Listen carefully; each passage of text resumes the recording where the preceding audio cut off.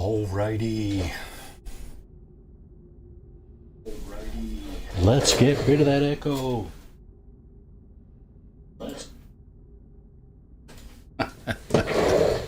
Always something on this stream. Never a dull moment. So, Marty here. Hey, YouTube. Welcome to my Saturday morning cartoon. The cartoon where we do No Man's Sky in survival mode. And, yeah, welcome, ladies and gentlemen, boys and girls of all ages. Indeed. Just a quick note that this stream may not be suitable for boys and girls of all ages. Things could go sideways. Things could go sideways. They could.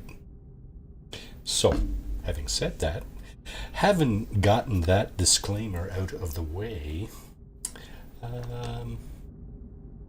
let's get into it, shall we? Alrighty.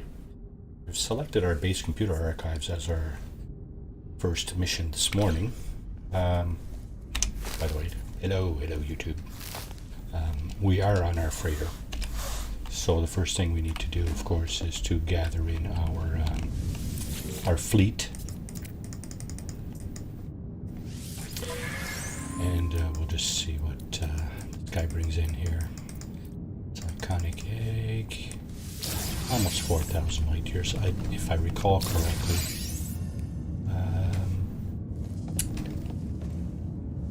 Okay, what the heck? Do we revert back to an old freighter, or do we just not actually upgrade this one yet? And when I say upgrade, I mean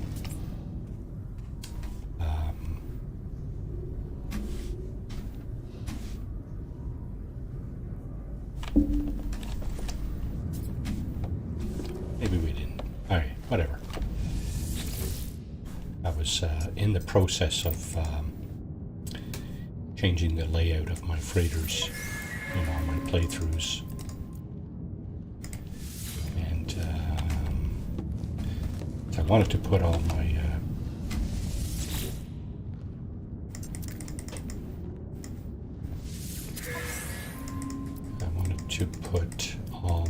storage containers on the second or an upper floor, an upper level.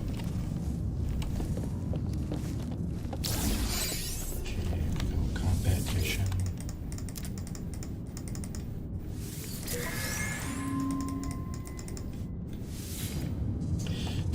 All right, no damaged ships this time. It's awesome. It's good. Like that. So now we're just going to gather in, just going to see what it is that we've pulled in from these missions here, and get rid of the excess cargo, I guess, at the galactic trade terminal here. Might get rid of that. Yeah, so it looks like last week we lost everything again. We got some of this stuff here that somehow manages to persist. Okay, let's push that up there. Up there. Oh, we got our sentinel flare back. That's good. Okay. Yeah, we're not doing very well for resources here right now because again, our character had an untimely demise. So it looks like he even had an untimely demise in his starship. There's not much left in here either. This is the only safe place to put stuff, apparently. And we can certainly do some upgrading on our living ship. Managed frigate modules. Yep. Maybe we got some storage augmentations we can apply here.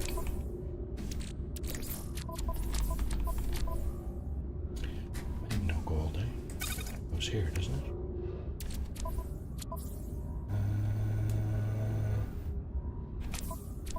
Okay, let's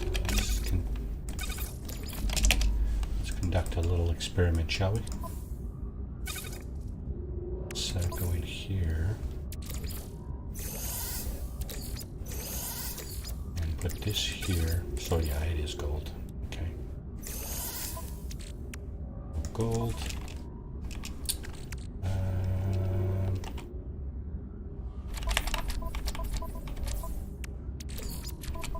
That goes here.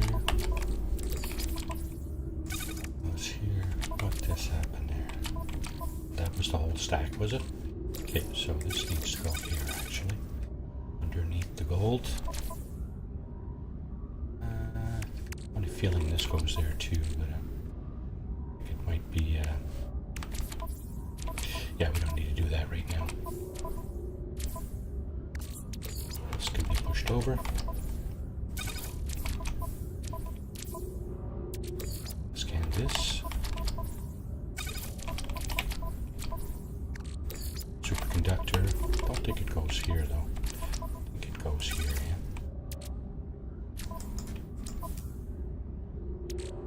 Just carbon, same deal, right?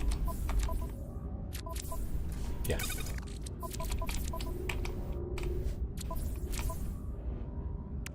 Indium, again, full stack down there. It's going to get sold. Activated copper. No, not that stuff. Let's see. Now, I was looking at that a minute ago. That goes to gold as well. Okay. Well, let's push this onto the gold column. Back here. That.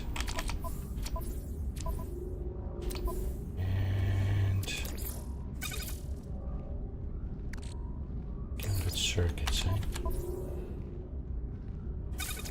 That's over here with the other ones. 7 200 ton. I think that should be enough for 5 missions. We'll give that a shot. This here.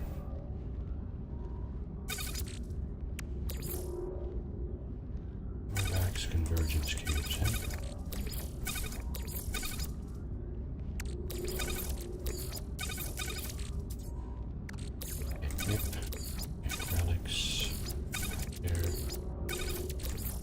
Here, like that. Okay.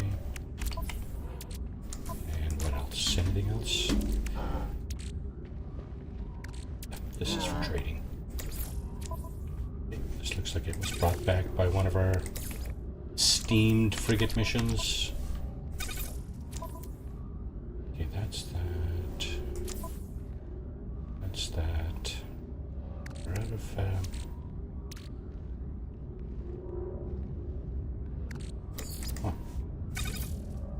any activated emerald. Okay, that's weird. This guy, what's going on up here? Robustness. Okay.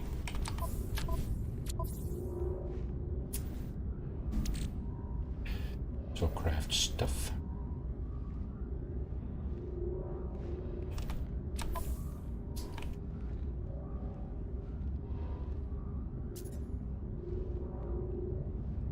Airship stuff, right? Yeah, okay. Only 2 salvage frigate modules, not enough to get a another upgrade for the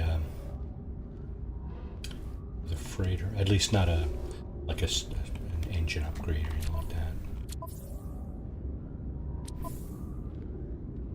Well, here's all our stuff here. Okay.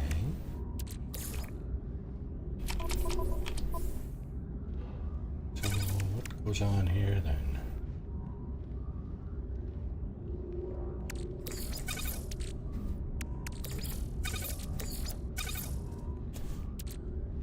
Dirty frost crystals, eh? That's enough for a few pieces of glass, I'm sure. And there. And we have that straightened out a little bit.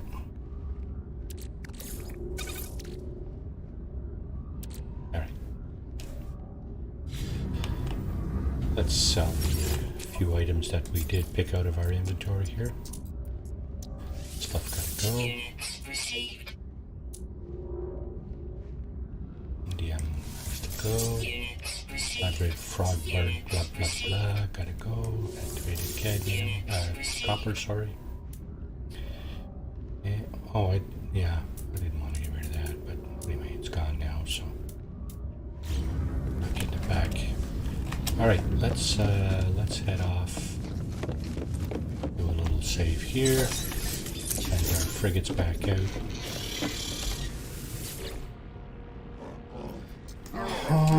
Send our frigates back out. Okay. Longest expedition is 4,680. Everything else is 2,500-ish or less. So combat patrol, right? Let's send out our organic frigate on that. We do have a number of A-class combat vessels. Just looking to see if we have any other combat vessels we are looking to ramp up. Let's see how we do with that. Okay, 5 stars to the 3. 250 tons for a long mission like this.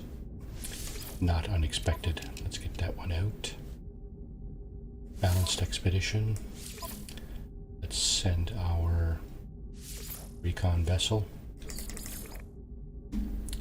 Trade, exploration. Do we have an industrial? We do. Okay. How does that look? That looks okay. It's a lot of fuel, but fleet rating is very adequate. So we got 3 sort of mid-range, halfway between short and mid-range expeditions. This one is a combat mission, so let's send our combat vessel. Okay, that's good. 50 tons, perfect. What else we got here? We have another combat mission. Let's get the balanced mission out first. Trade. Exploration. Industrial. And I think I'm going to send also...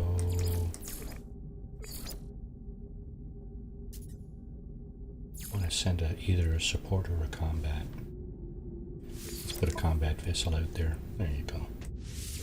It is 150 tons, but, well, shouldn't have any problem with broken ships coming back. Another combat patrol. So here, we'll send our combat vessel. Send a support vessel. See what that looks like. That looks pretty good. 4 stars to the 1. And that should come back okay. Let's do another quick little save here. Down to our settlement and see what that's saying.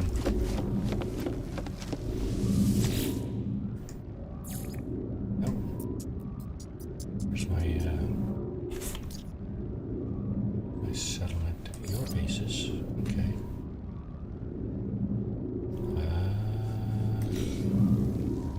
What's going on here? Base computer archives. Visit the remote archive. Yeah, this could be a bit of a shit show because let's go down and check it out.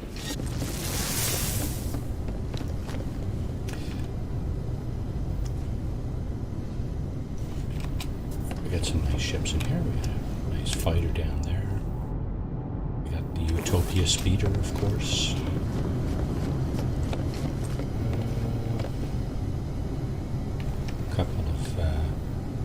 Type exotics, one with the folding wings. I believe these fold down vertically below the ship as it takes off. Yeah, I'm not fussy about the mosquito front end though, or the dart. Not really fussy about that. I don't know what this is doing here. Oh yes, I do. We bought this last time, didn't we? As Class Explorer that we're going to trash. Let's go take care of our these computer archives first. We couldn't see the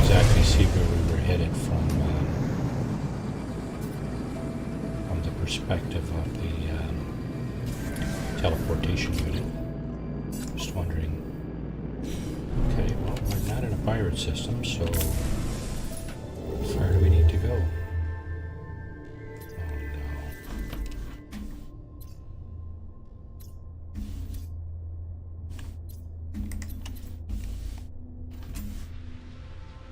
Set waypoint.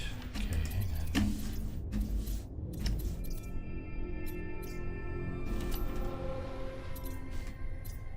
I'm not, oh, is this where we go? I think it is. Okay, well that'll work. That works for sure. One way or the other, you gotta teleport to it or warp to it or something, so we'll get that out of the way. Ready to a freighter battle.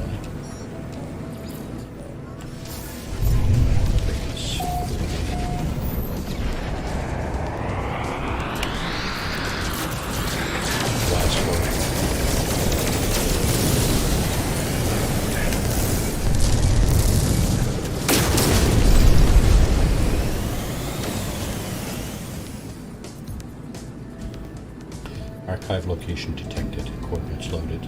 Okay, let's get over there.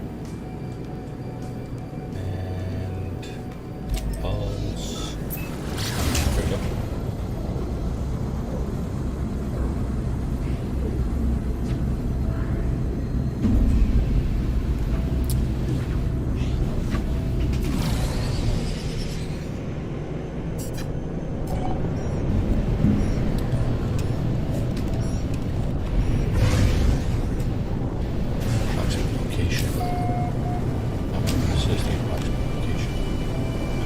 This is the actual location right here. The door. Where's the door? Is the door? Looks like it is. Stop right here.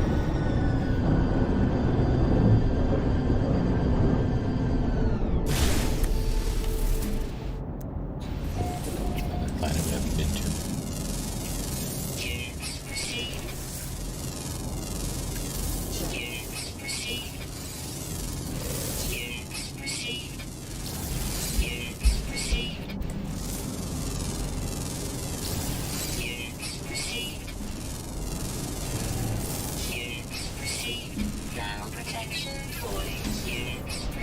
I'm sure it is.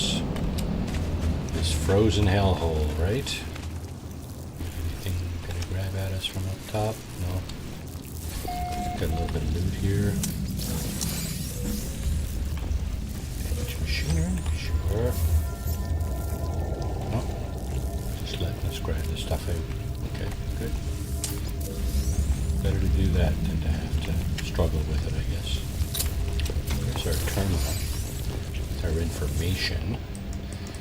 I've reached the location marked by my base computer. The remote archive terminal home is waiting my input to access memory. I'm attempting to read memory at address 0x000FF1A.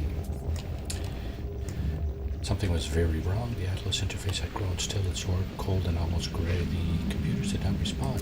Nothing did. It took a few moments before I realized that Laylapse was gone. I was alone. Searched the physical cache. Search the physical cache attached to the terminal. Whoever recorded this message also left a piece of technology. B-class life support module. Okay, how am I doing for life support anyway? Oh, I got a B. I already got a B. I got an S. And I got 2 Bs. Okay, so let's see which one is the better one here. 10 for tanks, 2 for panels. 9 for tanks, so that one's got to go. Yeah. Let's get rid of this one, put that there. Slightly better off. Slightly and only slightly. Okay, that's that. What are we doing for, okay, we're doing okay. They're just, oh, did I just see here? I gain effigies.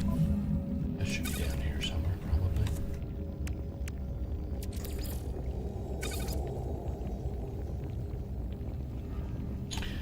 Yeah, okay. Let's see. More stuff to scan.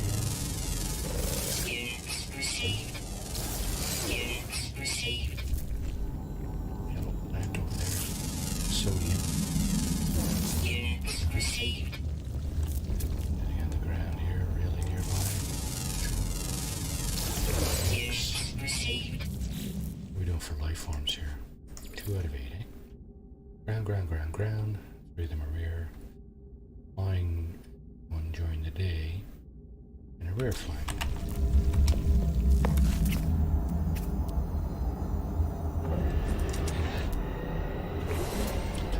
Let's see that one.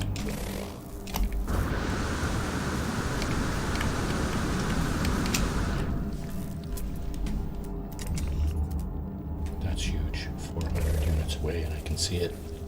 I can see its signature. It's huge. There's that. It's 3 out of 8.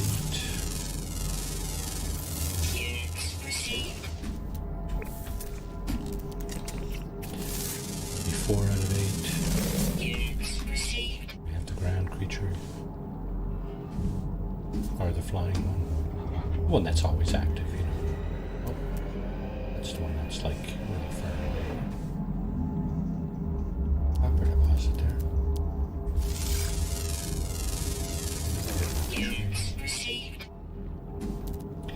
Pretty chill stream here this morning.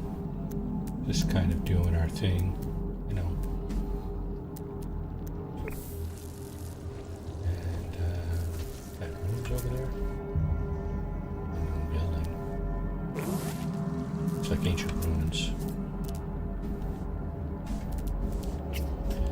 Okay, one more sweep.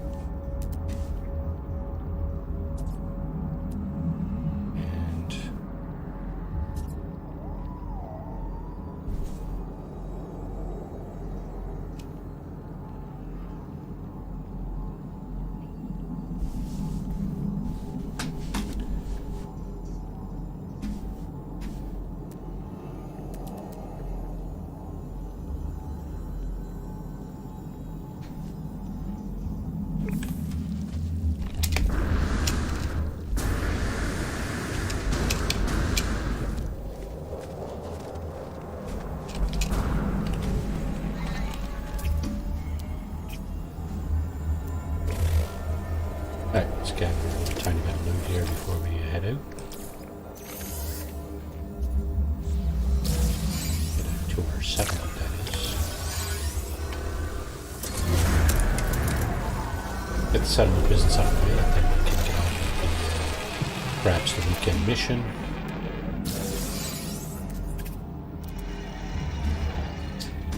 I want to almost go over this way to see what we're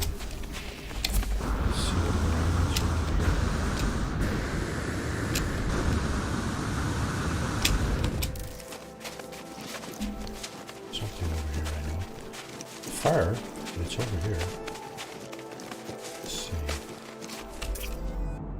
This giant crabby kind of thing. Alright, so 3 round flying.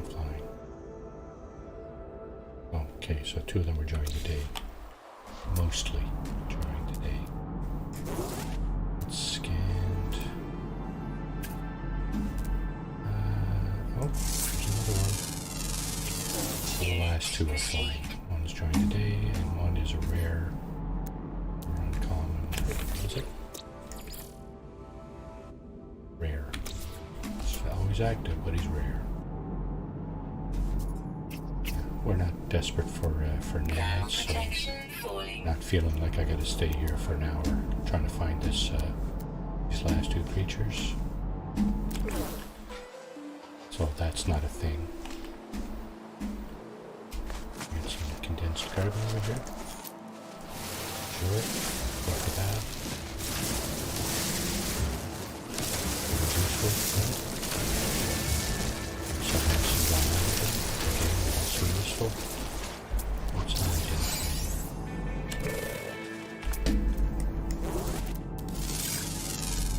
That's unidentified. Okay, so maybe now it's daytime. Maybe we'll get our there's one.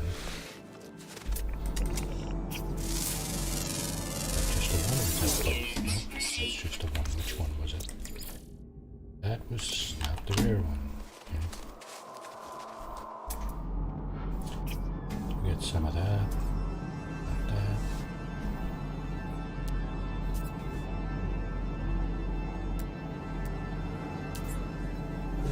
wondering between now and the time I get out of here,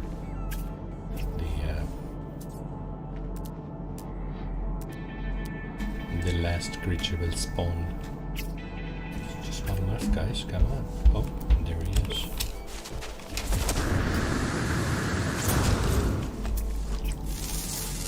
It's a giant crane.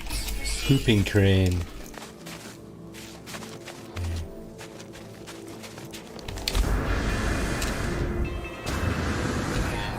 That's it. Alright, we're in our ship. We can grab our 2,000 nanites, sorry, and get out of here. Yeah, I saw that buried technology there too. I should have actually went for it. But I didn't. I didn't have the presence of mind to do that. There's a surprise.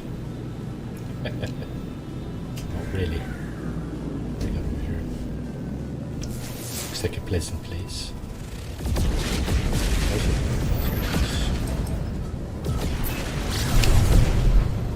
Bountiful. It's kind of Earth-like.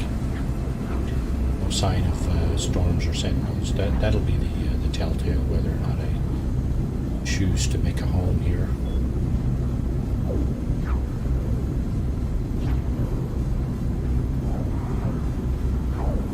Still looking for as many Earth-like planets with storms or sentinels. You know, because that's one of the challenges in this game to me, is to find a decent planet to put your roots down in. Of course, when we say decent planet in this game, we talk about something that has no hazards, hot, cold, toxic, irradiated, that kind of thing. And sentinels and no storms. We've come close on a number of locations. I think actually in one of my playthroughs I do have a planet like that. But, I should dig that out and get the glyphs for it, because I really did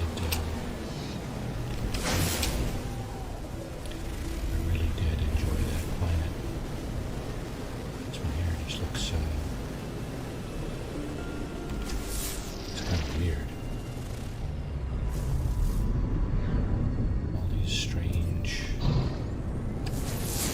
formations on it. Not quite sure what to make of that. Still really just looking for a building. I mean, this place is not, it's not abandoned or anything, so should be some places to land here. There's a building identified by my ship scanner, but of course there's no guarantees that will actually be a building. It's actually a planetary depot. It's guarded by sentinels, so we'll move on. Not looking for a fight right now. Not just at this moment, anyway. Here we have a stick in the mud. Again, not really what I'm looking for. Does not have a landing zone for starters.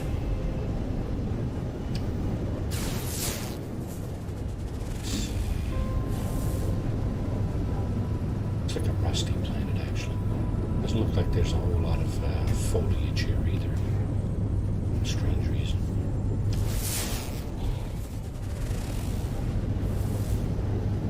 I don't get it. I saw the icon pop over to our left there, but on an island, so I'm just assuming that that's a stick in the mud again. Those usually are either that or abandoned buildings, neither of which I care about. Now, this thing I might care about. This thing looks like a minor settlement. In fact, that's exactly what it is. So let's just get down here and see what we're dealing with. There's storms and sentinels. All we gotta do is turn our ship, that panel there, and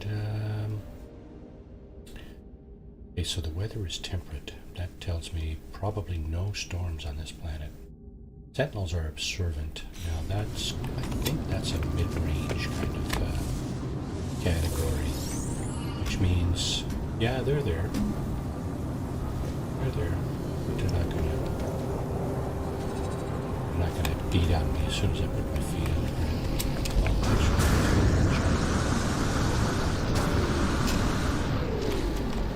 let's do this, and this.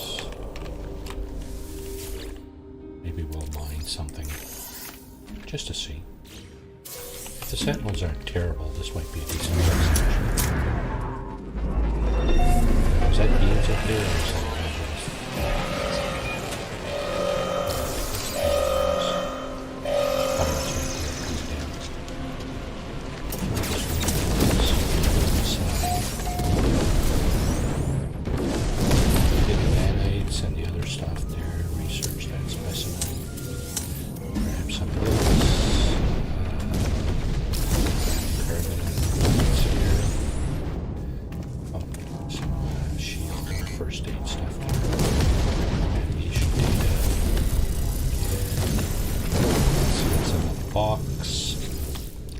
got in the box, boys?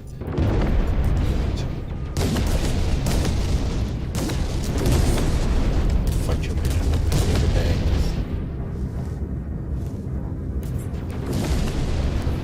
Alright, so we need our inventory.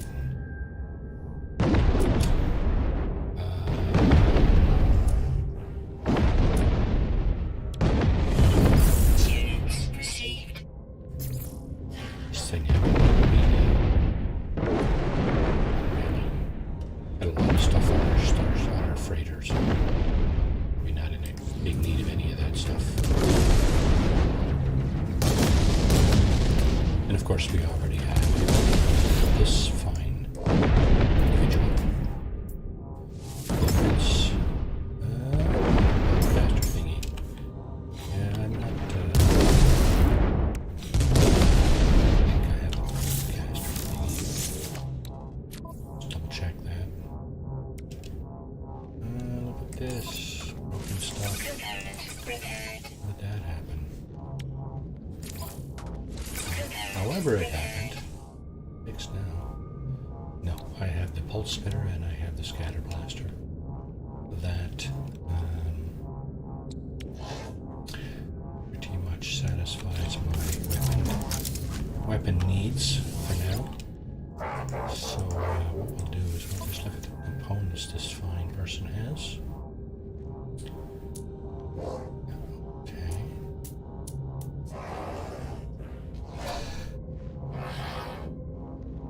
One wiring loom. I think everything else we can make. Be gone? They appear to be gone.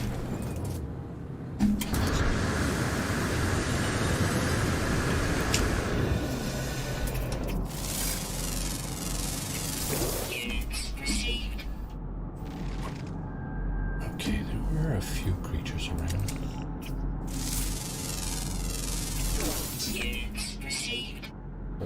There's our sentinel over there.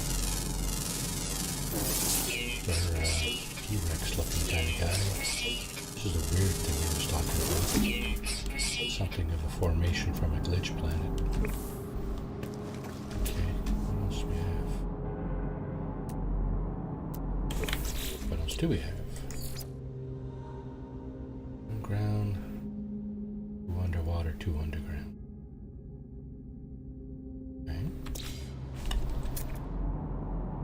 We got bones, which is also interesting. Interesting from an archaeological kind of perspective, of course, because we are really not hurting for money. We have 1 million units. I don't think we're hurting for money. Although if we started buying storage augmentations, that would disappear in a hurry. I think we saw that in another playthrough. Just the rapidity with which stuff disappears when you start buying defensive things, especially when you're not paying attention to your units disappearing. They do tend to disappear fast. Okay, well, we may as well grab the loot. I mean, looks like we already got that, did we? There's more creatures over there. They're just not. Yeah, there they are. Bad you guys. And we got that over there. And drones investigating. Where are you? Where are you? Let's see how intensely they investigate.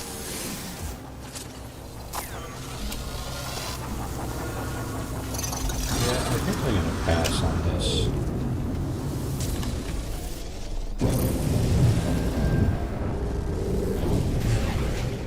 I'm not interested in having drones in my face every time I go to mine a little bit of ferrite dust or pure ferrite or something. So, okay, so whatever. Yeah, we were already at one of these other ones. Let's go here. Well, let's go here. And get off to our settlement.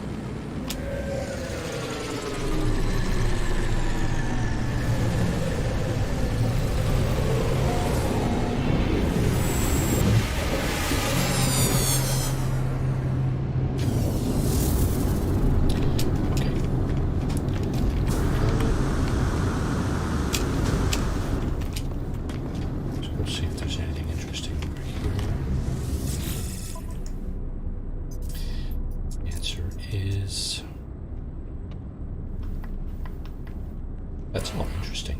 Pretty was interesting for sure. What about this guy? What's this guy peddling today?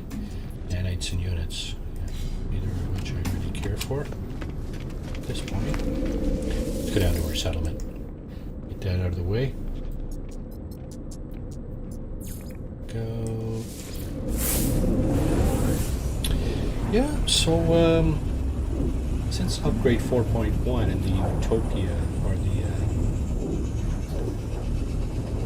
Utopia expedition,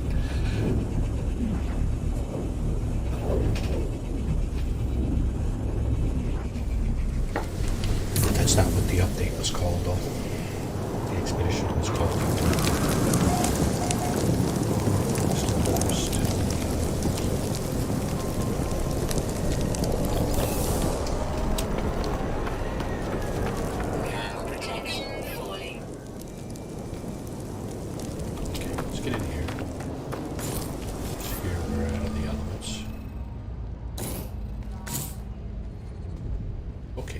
Building something. There's a building right there under construction. I'm gonna go over and deal with that.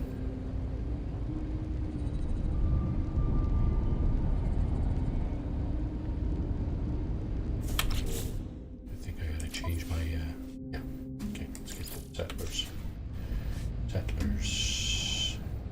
One was over that way. Let's get this out of the way first. The ground's on fire, Captain.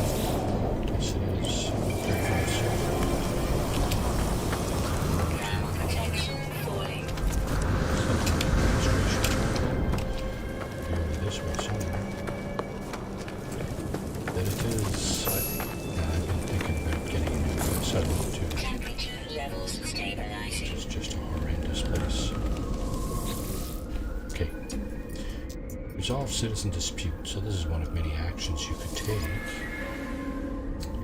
Settlement debt. Set patrol officer for a Captain accuses patrol officer of stealing the results of the long-running plant breeding program. Note that the accused is a record of unprovoked violent outbursts. The accused has a record of unprovoked violent outbursts. Is he guilty? How the hell should I know? It's not enough information to be rendering any kind of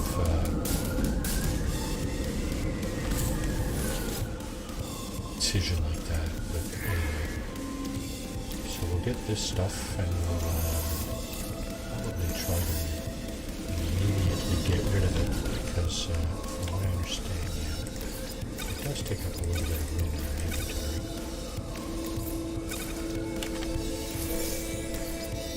That goes up here, this one.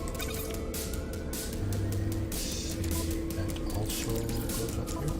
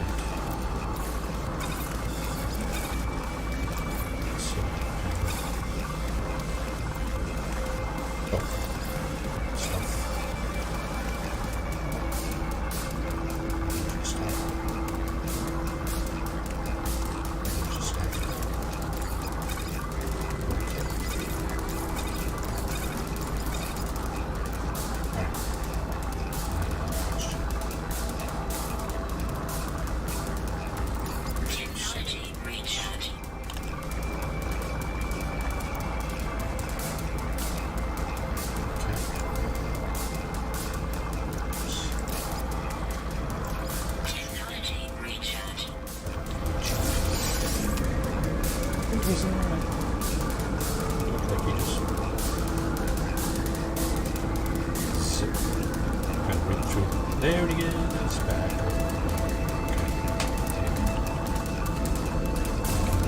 Alright, so we got our settlement done, we got our base computer done. Go and do some preliminary research.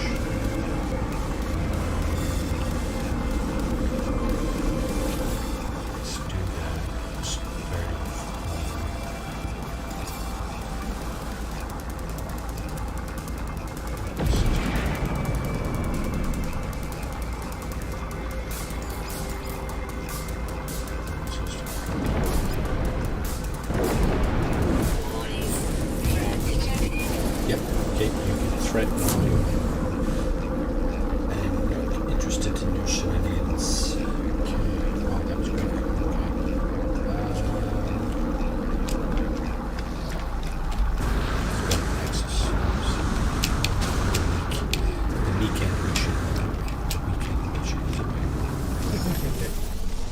Glad to total talking this morning. Let's save first. Saved and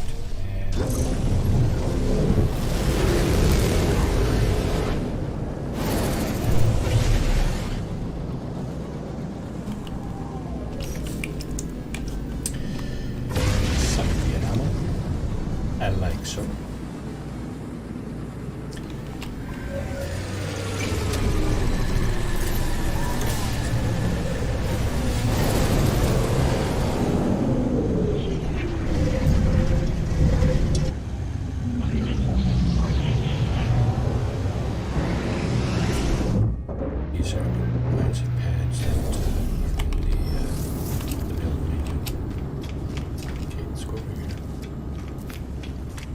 Let's go to the Nexus.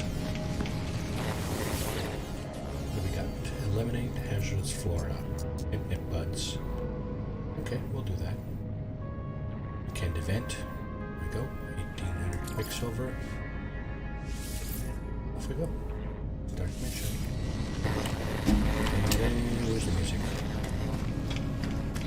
There it is.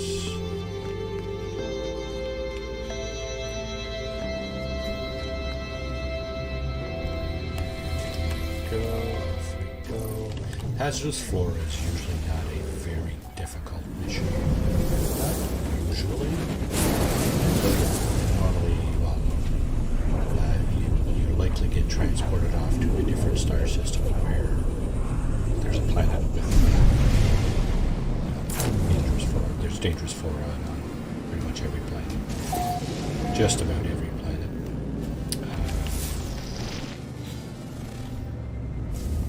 This should get us our directions. Where is it? There. Okay. Where's this way? Now, the MO of these missions is normally you have to find a grave of a traveler. Because that's the idea. There's a traveler, you went out to the planet, you got attacked by the flora somehow. Roots grabbed him or something. Get him in. So you have to go to the grave, and then there's a little bit of lore what happened to him, and then you gotta basically dispose of about a dozen or 15 hazardous plants, and usually that's about it. Patches might be sentinels or storms. So that's usually the catch on all planets. Looks like that's a building over there. Yeah, that is a building, but that's not what we're looking for. We're looking for actually a grave site for a traveler. That'll normally be in a bit of a flat pocket kind of thing. And I really wish it would stop at this approximate location kind of thing. That's just a nuisance like no other. Okay, so here we have a drop pod. We have all kinds of room in our exosuit, having lost everything a number of times through the demise of our character. Here we have a stick in the mud, though I don't think that's what we're looking for. I'm gonna take my time here and scour the planet just a little bit, just to see if I can find the grave site without putting the ship down. So land to begin your search. Okay. So don't tell me where it is now that I've just kind of floated over your imaginary approximate location over there. Don't bother telling me where it is now. Make me get out of my ship. Does it sit down there? I don't think so, but it could be. No, that's a whippy hazardous plant. So it's not really any point in starting to take out the hazardous fauna or flora before you activate the actual mission, because those will not count towards that mission. Got a depot right there. You know what? Oh, I got some animals spawning in. They must be huge.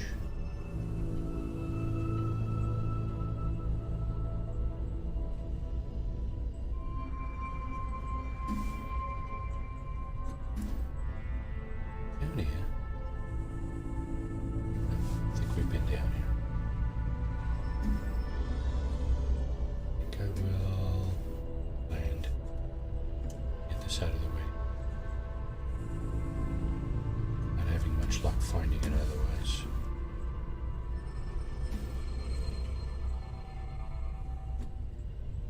Wonder if it doesn't even spawn before you actually land. It's an entirely possible, plausible situation. Surprised me a bit. Yeah, you know what? We're not going to spawn this thing in until you land it.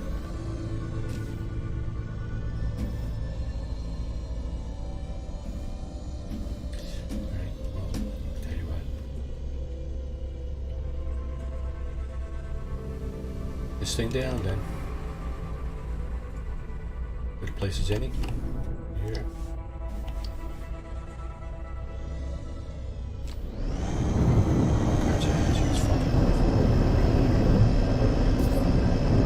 Just have to find our beacon, our actual location. Back and destroy these things. Here we go. No other units down that way. Come, I didn't see it coming up over there.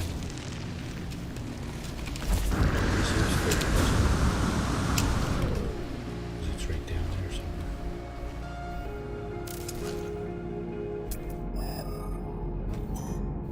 Down this way. How far? 77. So right over here, there it is. At least it's not very far, right? So here's more, they will take care of shortly. Alright, let's get the information we need. The atmosphere here, by the strangling vines, very little ammunition. The fallen traveler's log seems to mention the floral infestation. It holds no further clues on the skeptical locations. That is the mission. And,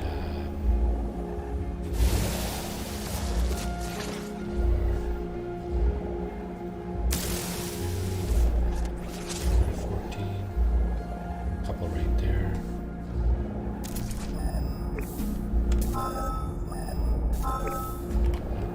Some right here.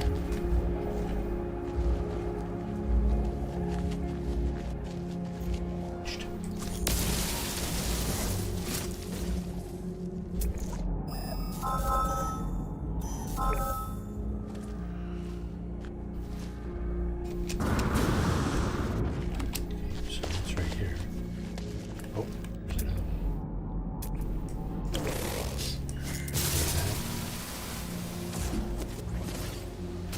Hydrogen crystal. Sure. One of those wicky plants. Okay. Another one.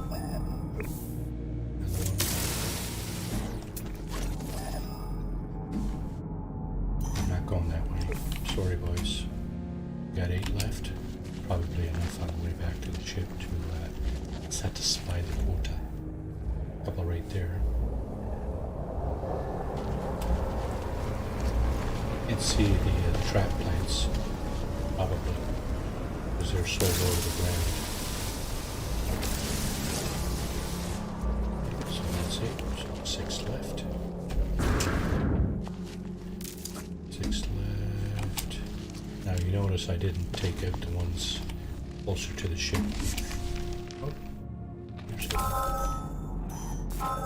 It's just down on the hill there.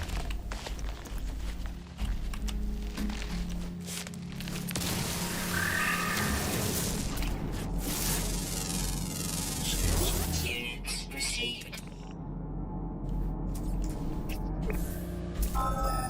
Against some animals, may as well. Huh?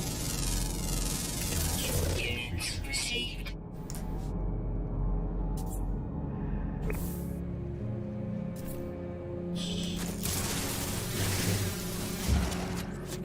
Image machinery over there.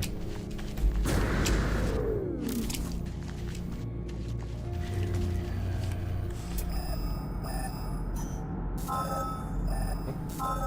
right there.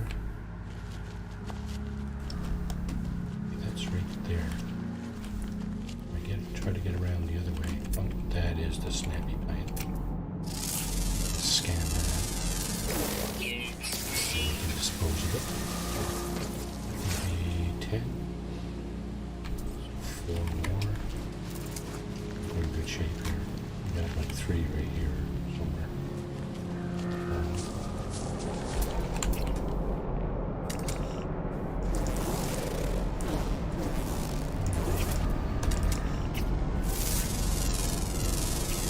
Units received.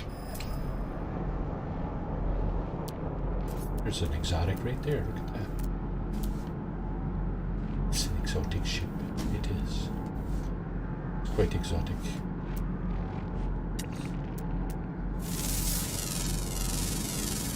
Units received. 450.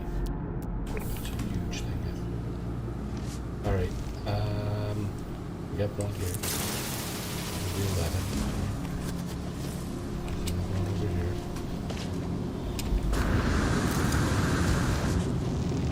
It's 12. Copper.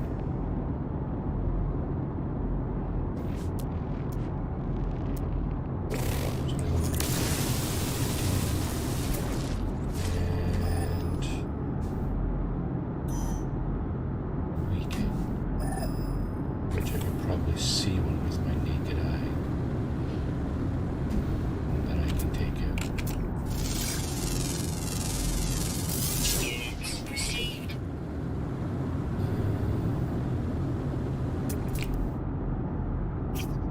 This guy. Just spawn in all of a sudden. Received.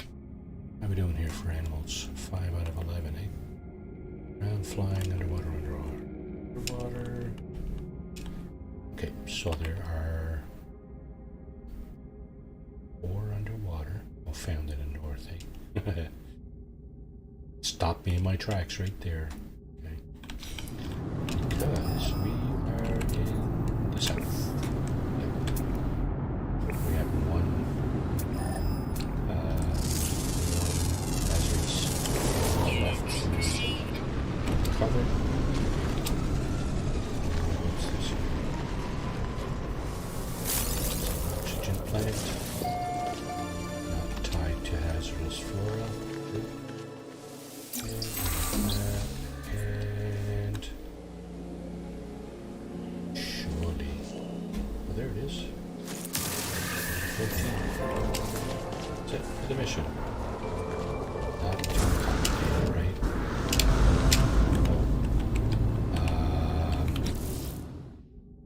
Okay. Bilious storms and frequent cyclones. Guess we should just beat it out of here, then, right? Okay, let's get in there. That's not going to be saved if I get out, right? Position not saved during Nexus mission. Okay, that's what I figured. So we'll just go back onto the Nexus before this game crashes again. Because that's been a common theme. Crashing during Nexus missions. So we'll just do this. Here, finish up the mission, and move along.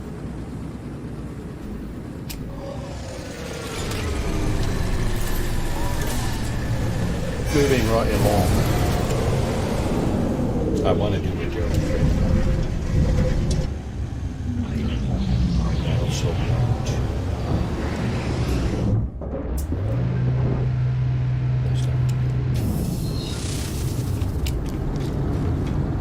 Yes.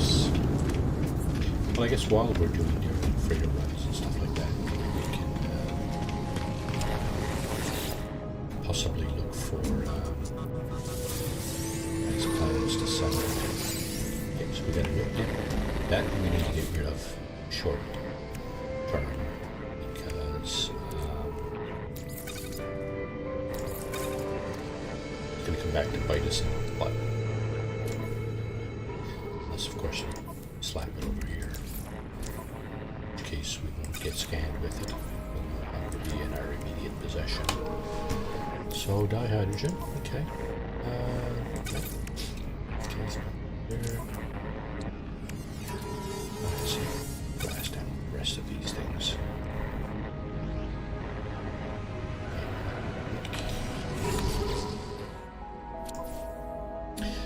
Get that out of the way.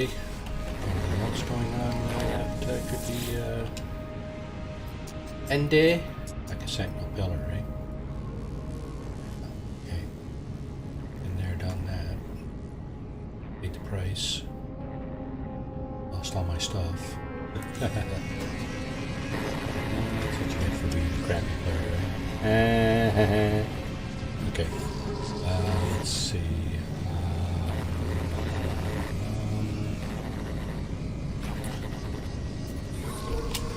look and see if Helios has a few items for us.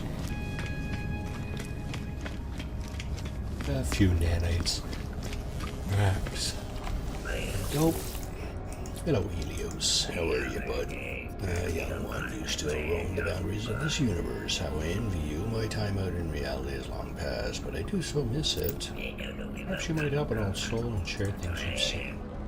If only I could once again sense the creatures we share our lives.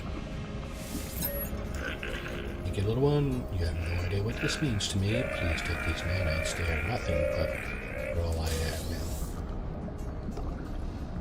Not bad. Almost 500 nanites. For the little bit of scanning that I did do. Well, perhaps it's good. Oh, valid. Okay, this guy's still not talking to us. Alright. Yeah, well, how much salvage data? You know what? I'm gonna put this up here so it doesn't freaking disappear on me. Let's put that up there too. This really should be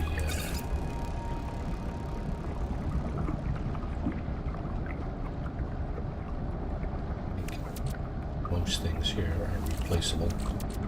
So, well, everything's replaceable, but, you know, how much of a pain is it to replace some of these things? That's actually the question, I guess. Okay, so let's see. Derelict freighter run it is. What I like to do is I like to try a new run, because I'm looking for a good run, really. Okay, now the point is, save point has been created. We can get out of here. Shouldn't have to go back any further than that point. Hydration.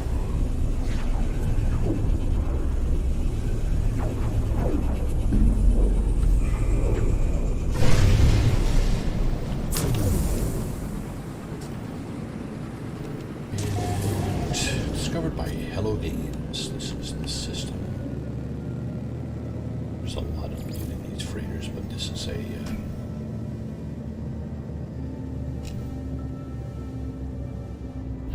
systems that sentinels are guarding kind of regulated spaces or something like that. It's going to go ahead and get rid of some of the stuff there that's in the inventory. We'll set up our derelict freighter run nicely.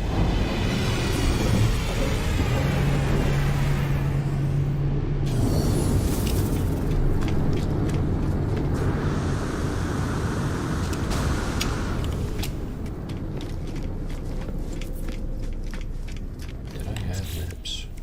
I did not buy any more maps. So that's another thing, I guess. Sell from the freighter inventory, the net map. Units received. So there we're keeping. Got 2 extra emergency signal scanners for the derelict freighter runs. This guy pedaling again.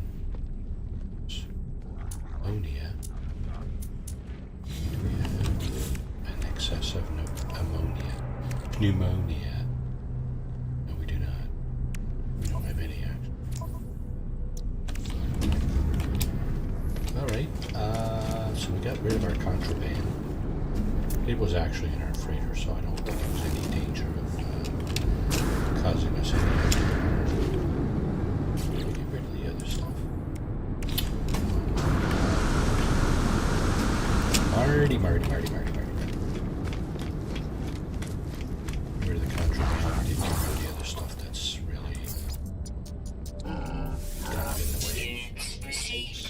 And Units received. good.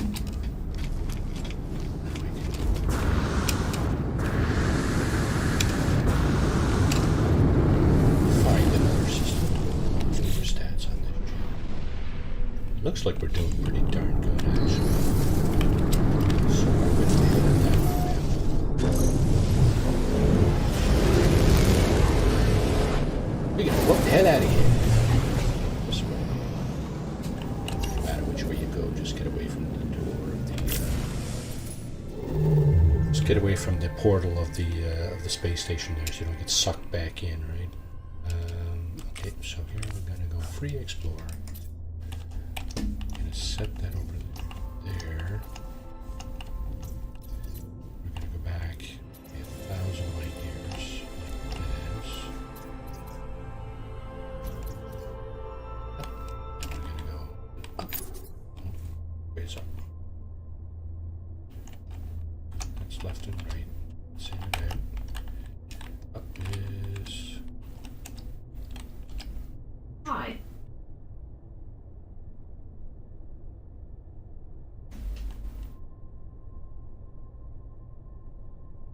Rehard's, should that be Richards or is that Rehard's games? Good afternoon, good morning, good afternoon, good evening, wherever you may be. Welcome to the stream. It's No Man's Sky. It's a survival playthrough here. I'm just going to look for a system to do a derelict freighter run in case you're interested in seeing what that's all about. Let's see, let's go back a little further here. Here's a nice thick, dense cluster of stars. I'm going to look for a 3-star.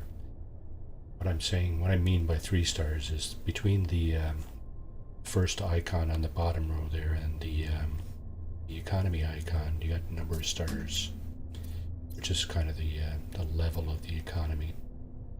I'm looking for that. I'm looking for something with a water planet like this one, but I'm looking also for something in the mid-range, probably 4, 5, 6. Gives us the best chance of getting a decent planet to inhabit, if that's what we so desire at some point. It doesn't really matter if it's... I have all the engines, so I don't really care if it's a green star, a red star, blue star. It makes no difference. But I would really like to find... See, F9, that's a little high.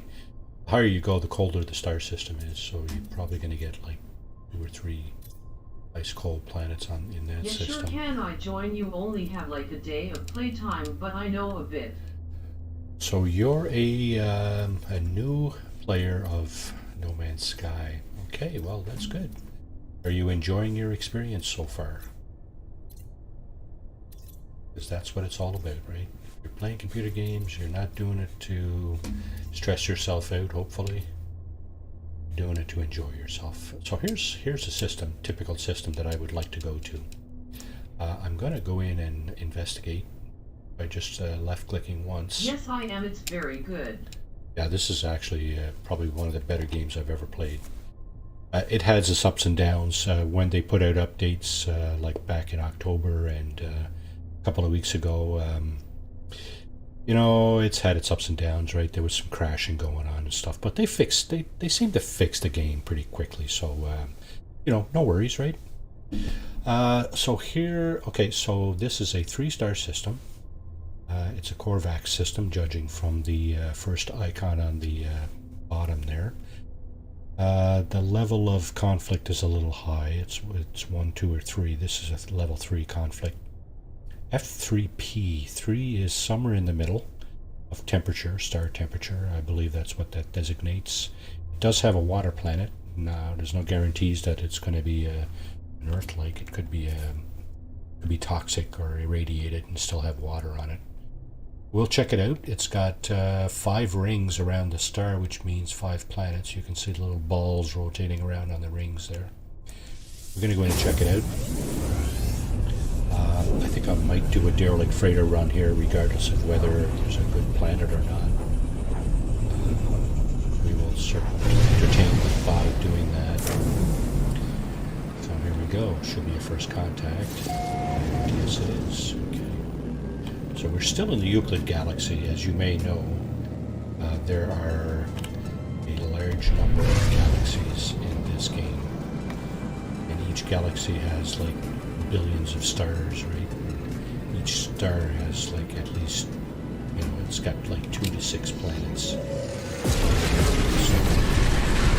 no shortage of exploration potential, right? That's one of the really fun things I like about this game, is that you can explore. Yeah, there's some repetition for sure. There's only 4 kinds of hazards, right? The hot, cold, radiated, toxic. So I'm just doing this to get it saved out here. I'm going to go out and check out the planets. Because of course, if you look at your discoveries, you can see the planets that are here, 5 planets and 1 moon. But you can't really see what type of, if there's any hazards or anything like that. So we're going to go out, I'm just going to scan for starters. The nest. Okay, Starbulb to me tells me... You now have a lot about the game, been looking for someone to play with. Yeah, this is a multiplayer game. Now, there's a couple of things about that you should know, I guess. Multiplayer has its problems. Not sure you're familiar with that, but certainly I don't tend to play in multiplayer mode because of the problems, of those problems. And what I'm talking about is like crashing, lagging, all kinds of like, technical kind of issues that you can have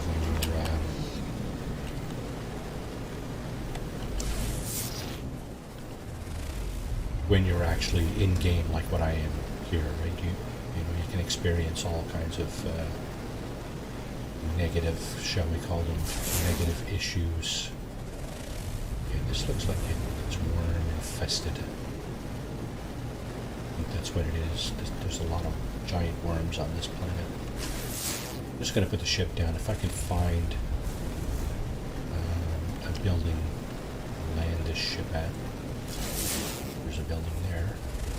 But what I'm doing is I play on a computer, a PC. So basically, I'm pressing the C key on my ship to do a scan. Now there's what I call a stick in the mud. There's no actual building at that location, so I'm just going to keep going. Looking for a building with a landing zone, basically. You'll be able to identify that with the rings.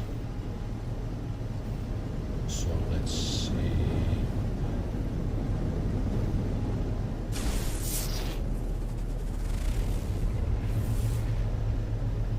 This is an inhabited system, so there's a good chance that there's buildings here with landing zones. Worst comes to worst, I'll just put the ship down on the deck here somewhere and just do a quick scan.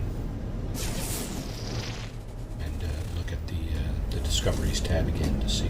Because you got to put your feet on the ground. See what I'm saying here is we're on, like, flying over one of these planets here, but you can't see like the statistics for any of them, right? So you got to actually put your feet on the ground to be able to do that. Somebody has to have put their foot on the ground. So still not having much luck with buildings, so kind of weird.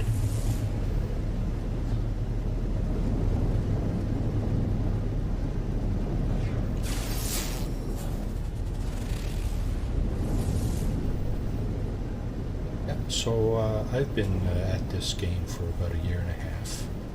I came into it just before the 3rd expedition was launched, and I haven't looked back. I mean, this has been mostly positive experience gaming-wise, from my perspective. There have been a few itches here and there, for sure. But and the thing is, the developer doesn't necessarily. Oh, okay, so here we have a monolith. There's no landing zone again, so I'm not going to bother land. Oh, there's. Speaking of landing zones, there's a bunch of landing zones here. This is a trading post. Oh, you see the green circles there. Normally they're blue in a normal light. They turn green when they're active. So once you see the green circles, you can actually engage the automatic landing sequence. That's the giant worm I was talking about. They are mostly harmless. I don't know that anybody's ever been offed by a giant worm.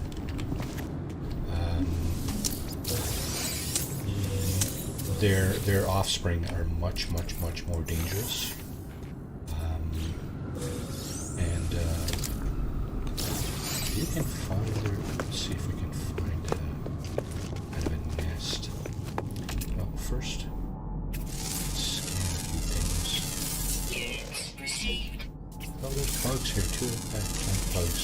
Units received. Units received. 2,000 units away. Holy crap. There's two kinds of bugs here. Interesting. Sodium. Okay, see that red diamond there with the worm-like thing in the middle? Titan worm burrow? That's where the Titan worms will be found. There's another. Oh no, that's whispering eggs. Yeah. So flock of something. Flock of these things. So I'm pressing the F key on my keyboard, and I'm holding down the F key and pressing my left mouse button to scan. There's some butterfly-looking things, long tails. These you can tame these creatures and then adopt them as companions, and then these kinds of things you can fly around on and stuff. They're not very fast, but I mean it's kind of cool. It's kind of interesting, right? To me. You can go right up to it, feed it, and then you have the option of adopting it. So that's an interesting thingy. Interesting tidbit. So again, you can scan the animals, you can scan the plants, and you can scan the rocks as well. So these things here, these things here, and depending on, I think we're being attacked.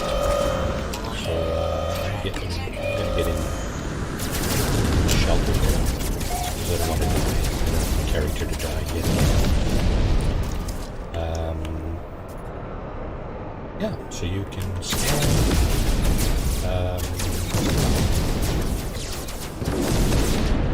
rocks, plants, and animals. And depending on, here's my scanner device right here. My multi-tool. I have two multi-tools basically. I have a scanning and mining multi-tool, and I have a weapon multi-tool. You can have everything in the same multi-tool, because you can put a large number of inventory slots in a multi-tool. You could probably accommodate quite a bit of stuff. You could probably have a weapon and a scanning and mining device all in the same tool. I choose to have different tools. So this one has the scanner, and it has these three upgrades here.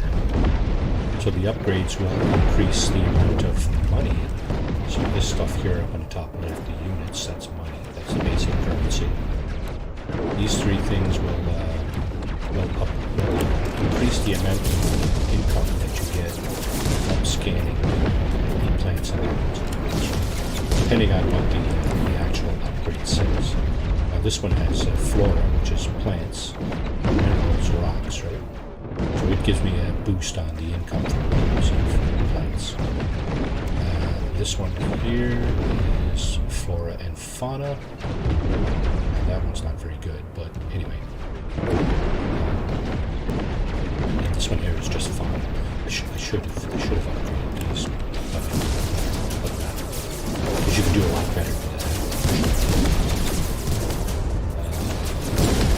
So this takes just a couple of minutes. Most of the nasty stuff in this game just takes a few minutes. So if you're patient, you just wait. These guys will go away. It's just like storms. If you're on a planet with storms, like this one has lethal humidity outbreaks, which is a nasty storm, I guess.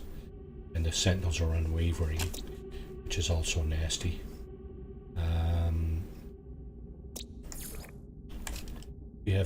We've scanned 6 out of the 10 creatures on this planet. Rare flying. Okay, so we have 4 underwater. There's a common one. Oh, that's not what I wanted to do. There's a common one. Okay, so there's 4 common underwater creatures and a rare flying one left. Now, scanning creatures or plants and minerals will give you units. If you scan all the creatures on a planet, you'll get a nanite bonus, which is up here on the top of the creature list. And of course that adds to your nanite bonus, your nanite total, which is the second kind of currency in the game. If you're at a space station, of course, you can get all these, or some of these upgrades for your exosuit, for your exocraft, or your starship, or also your multi-tool. You can get upgrades for all that stuff for a sum of nanites. You will also get, you can also purchase nanites from the market at the back of the space anomaly. Again, that's technology that you purchase at the space anomaly. It's not upgrades. Well, it is upgrades, but it's technology based. You start off with base technology like shields, pulse engine, hyperdrive, launch thruster, and 1 weapon in your starship. In your exosuit, you start off with life support and hazard protection, possibly the jetpack, but all those things can be upgraded. Now, I wish they would give you statistics for your exosuit, for example, the jetpack and all that stuff. You can't see it here, right? Unlike the starship, which gives you pretty detailed statistics about damage, shields, the range, and maneuverability, right? Same with the multi-tool, it gives you damage and scanner range. That's not great either, but it's better than nothing. And of course your freighter has, again, additional statistics that you can improve with upgrades. Okay, it looks like they're gone. So what I'm going to do is I'm going to see if I can reach over to that. Have my mining beam out. Yes, condensed carbon. Okay, big red crystal over there. Just a quick note that you need the advanced mining beam, which I think is this. No, it's this guy. Advanced mining laser. So you need that in order to mine some of the higher level minerals, but it's not hard to find. Okay, so we said lethal humidity outbreaks on wavering sentinels. Not really interested in staying on this planet for that reason. I mean, it's a nice enough looking planet, but don't really care for the storms and sentinels, so we'll just move on. Just going to move off out here just so we can have a better look at the rest of the star system, the rest of the planets. If you're kind of sitting right in front of a planet like this thing, you may, some of the other planets may be obscured like behind it. So we'll just move away here. Probably be able to see this. Here's a toxic planet. You can tell by the element ammonia in the list. So there is a toxic hazard on that particular planet. And this one is overgrown planet. Now this again, overgrown is a designation that means it does not have any hazards in terms of heat, cold, radiation, and toxicity. So it's like an Earth-like planet. But this particular one has aggressive sentinels, which again I am not interested in looking at. Just don't like aggressive sentinels. Aggressive sentinels usually means as soon as you put your foot on the ground, they're coming out after you. So is that the corrosive planet we're looking at? This is the Earth-like planet with the aggressive sentinels, is that it? Nope. That's dusty. Okay, this is a hot planet, so the hazard here is heat. Now you can tell by the cactus. Cactus only grows on hot planets, so as soon as you put your foot down there, you'll be assaulted by a wave of heat. Okay, so we got 2 Earth-like planets. The big one we were standing in front of with the rings, right? Wherever it is, there it is. Okay. This one,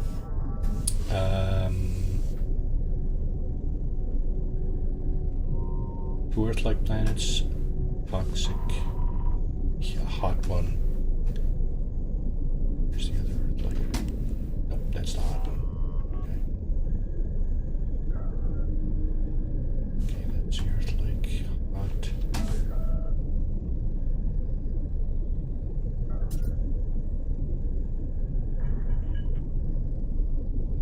Come on. Okay, toxic.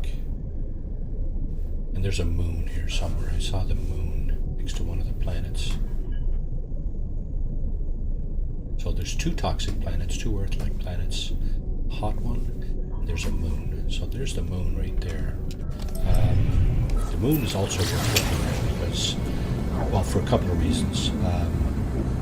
It has the same characteristics as, potential same characteristics as a planet. In other words, it could easily be Earth-like.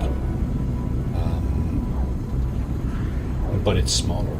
So they say the same number of things spawn on a moon, which is a lot smaller than on a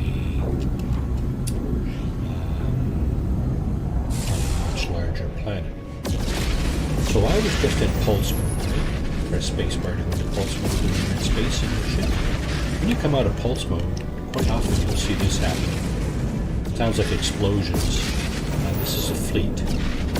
And the ships with the green diamonds attached to them, they are for sale. So when you do get your freighter, you can in fact equip your fleet with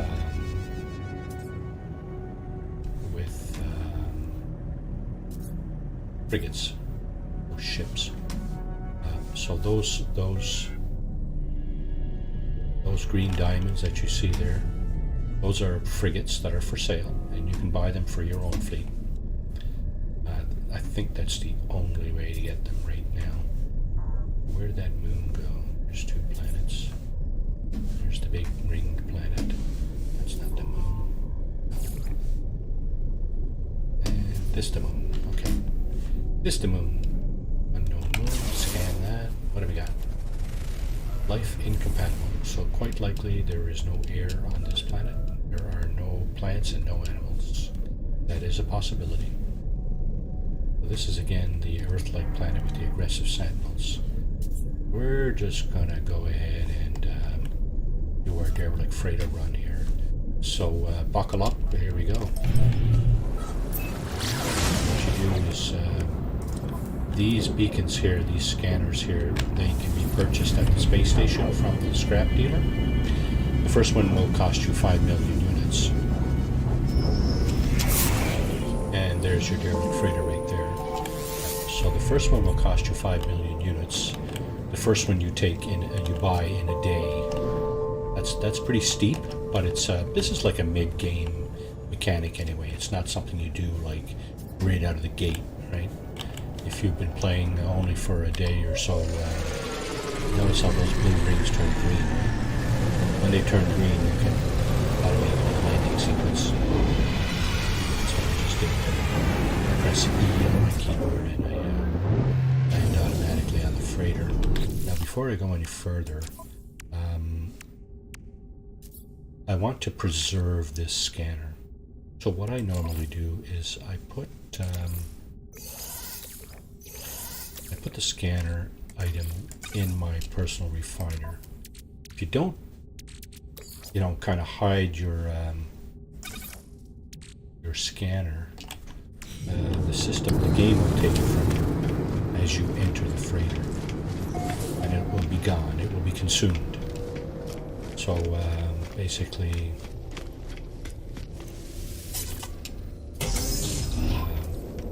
when you go on the freighter, you have that first door, and you want to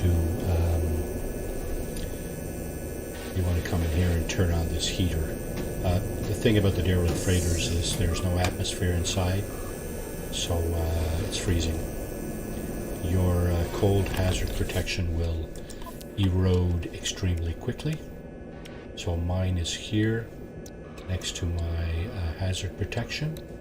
I don't have any additional, because you can upgrade all these hazard protection modules for the heat, the cold, the radiation, and the toxicity suppressor. You can buy additional modules to upgrade those. I have not done that. I should do it for the thermic layer because it could be very, very helpful. There are some freighters I go into that I constantly having to recharge my hazard protection. So before you go into the second door, I would suggest you loot the cache there, the goods, the resources that are available to you. Here again, we're going to collect emergency supplies, and then we're going to open the door. So unseal the door. We're going to pull out our weapon here because we don't quite know what to expect. There could be dangers inside the freight. The cold is just one of those potential dangers. And you'll notice as soon as I step out from next to that heater, see the blue bar on top of the white one? Yeah, see, hazard protection found. So it's to your advantage to stay or find heaters and get next to them to recharge your cold protection.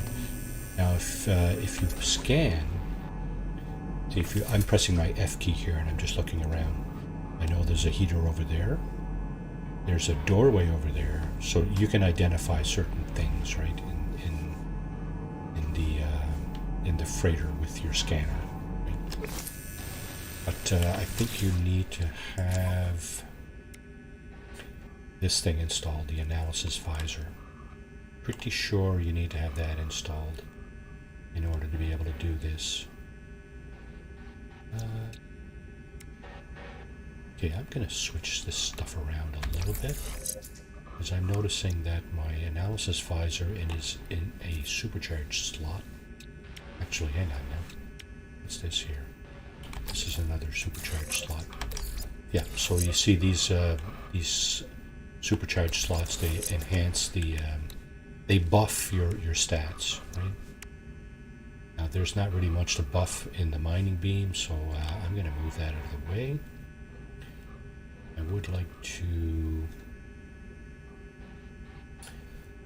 possibly put my pulse spitter such that one of these upgrades is in this supercharged slot. I'm going to put my scatter blaster over here and put that thing there. And that didn't make any difference. Okay, I'd need to put an upgrade here probably to have that make a difference. Alright, let's take the combat scope out, the analysis visor, put that there. I'm going to put this here. No, that's not what I want to do. Okay, mining beam stuff is buffed over here. Supreme S-Class. Let's try something else. Let's try doing this. Okay, now we're doing much better. I think we're 1,000 damage potential more than what we were before we rearranged all this stuff. Okay, that's a quick lesson on arranging your stuff, your upgrades and stuff, your technology. So what we're going to do is we're going to make a beeline for this heater, keeping in mind that we need to also check out what else is in the room here. Right? So these blue containers can be scavenged, not the round barrels, these blue chests here. What else? There are briefcase-like things, and there are also locker kind of structures that can be looted. The doors with the green signs are the exit to the following zone. If you look down at the bottom right of my screen, you'll see zones mapped 1 out of 10. This door will lead to zone 2. Actually, it'll lead to zone 3, because this door is will lead to another zone, but this one is, it's not an exit. It's probably like a bedroom or something like that. Here's one of the briefcases I mentioned, and these are the lockers I mentioned. Go in and scavenge all that. I'm just going to go over and stand by the heater for a moment to let my stuff recharge. Okay, the blue bar grows again. Boink, it's up to full. Now we can go to zone number 3. Just open the door and see what we got. Alright, so this particular case, we got a ladder going down to the next level.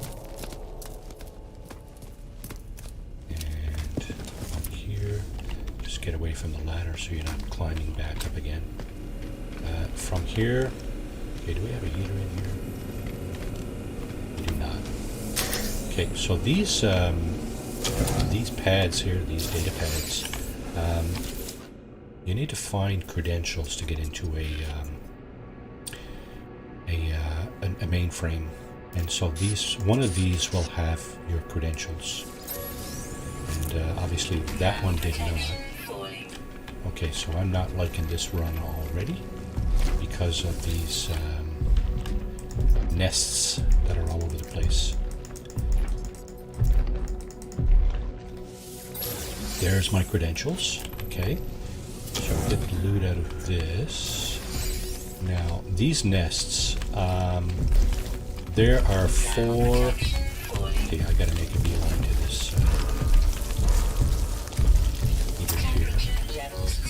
So what I'm doing, I'm just tickling my advanced key, my W key, because I don't want to have these nests break open and push out all their little critters. There's the way out over there, the green door. We came in through this door down the ladder. That's the way out. This is another side loop kind of thing. It can be,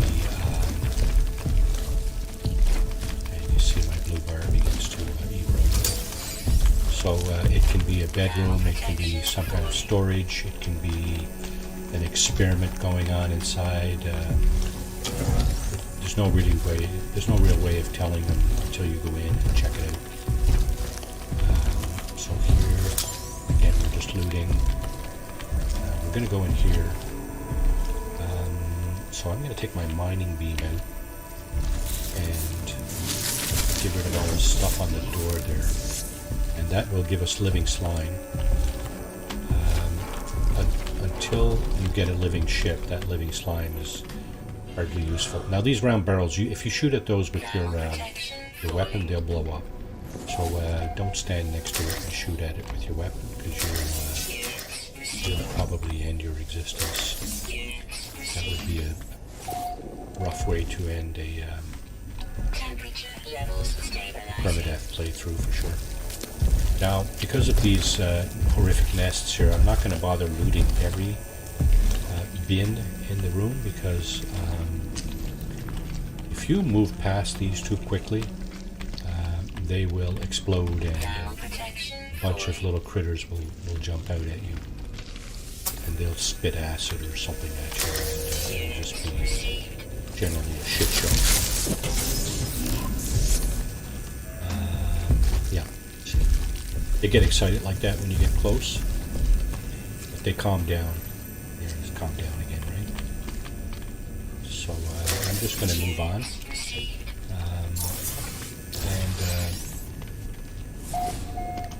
So what I've been doing for the last number of weeks is doing 1 or 2 of these derelict freighter runs,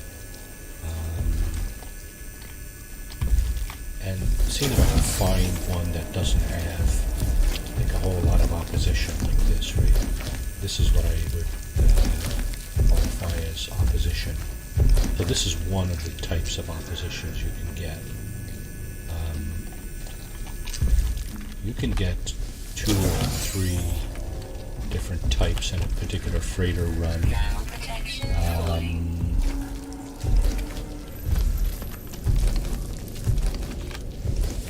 So we're going to go over here. So there's the nests. Yeah, the records terminal will have the crew manifest. So basically, the computer is going to ask me to do another scan because it wants to know where everybody is, right? Take the bioscan. It's going to tell me, there's nobody left alive on this ship. Okay, there's no more crew.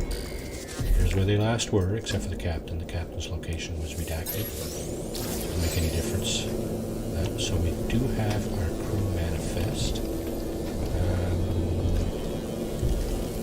There is only one door out of here, I think. So again, we'll go by a heater. Go next to a heater. And grab some of this.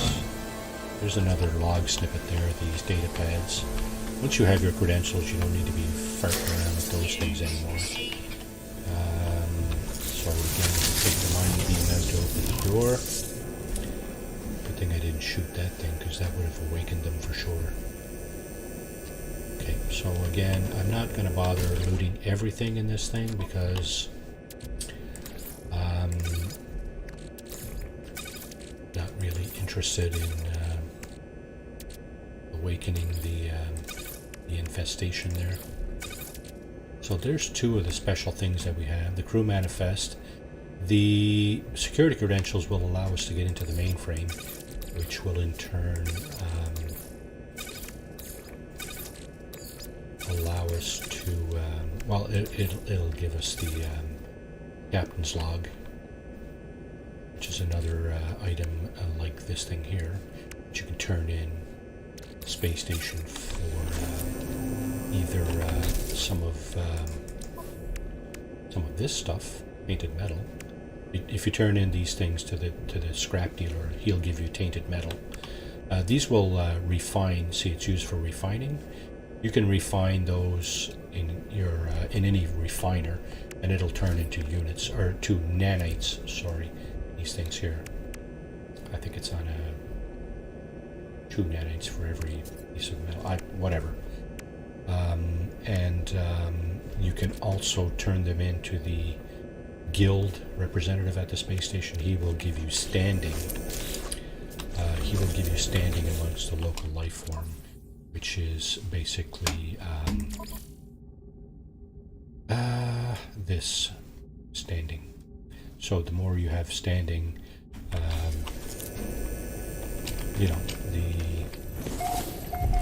more that life form will cooperate with you in whatever stuff you're trying to do. I guess there's advantages to increasing your standing. Now again, I'm just tickling my go button here, just so I don't run in front of those things too quickly. See, you just have to get close, and they start to get excited, right? What I'm going to do is I'm going to step down the ladder. Got to find a heater. As you can see, our thermal protection is down below half. So what we're going to do is we're going to open this door. I'm going to try to go quickly through here. Oh, there's a heater. Yeah, so if ever you get down to the bottom of your hazard protection, you just go into your exosuit here. Whether you're on a derelict freighter, whether you're on a hazardous planet or whatever, if you get down to the bottom of your hazard protection, you can charge this thing with, as you can see in the panel there, charge equivalent to sodium nitrate, or an ion battery.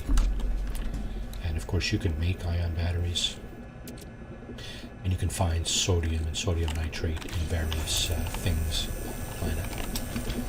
So there's no reason to think that you can't deal with the problems that are presented to you, right? It's just a question of kind of knowing what to do when the actual problem arises. You can also grab these things here, these little capsules.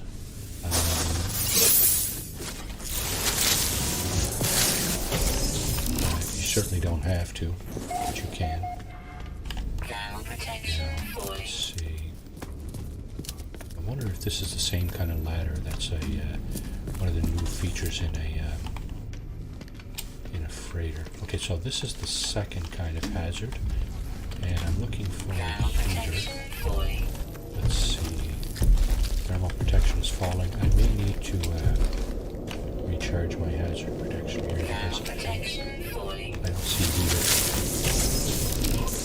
And there is no heater. Extreme Okay. cold damage detected. So I'm going to charge my heater with sodium, my hazard protection with sodium.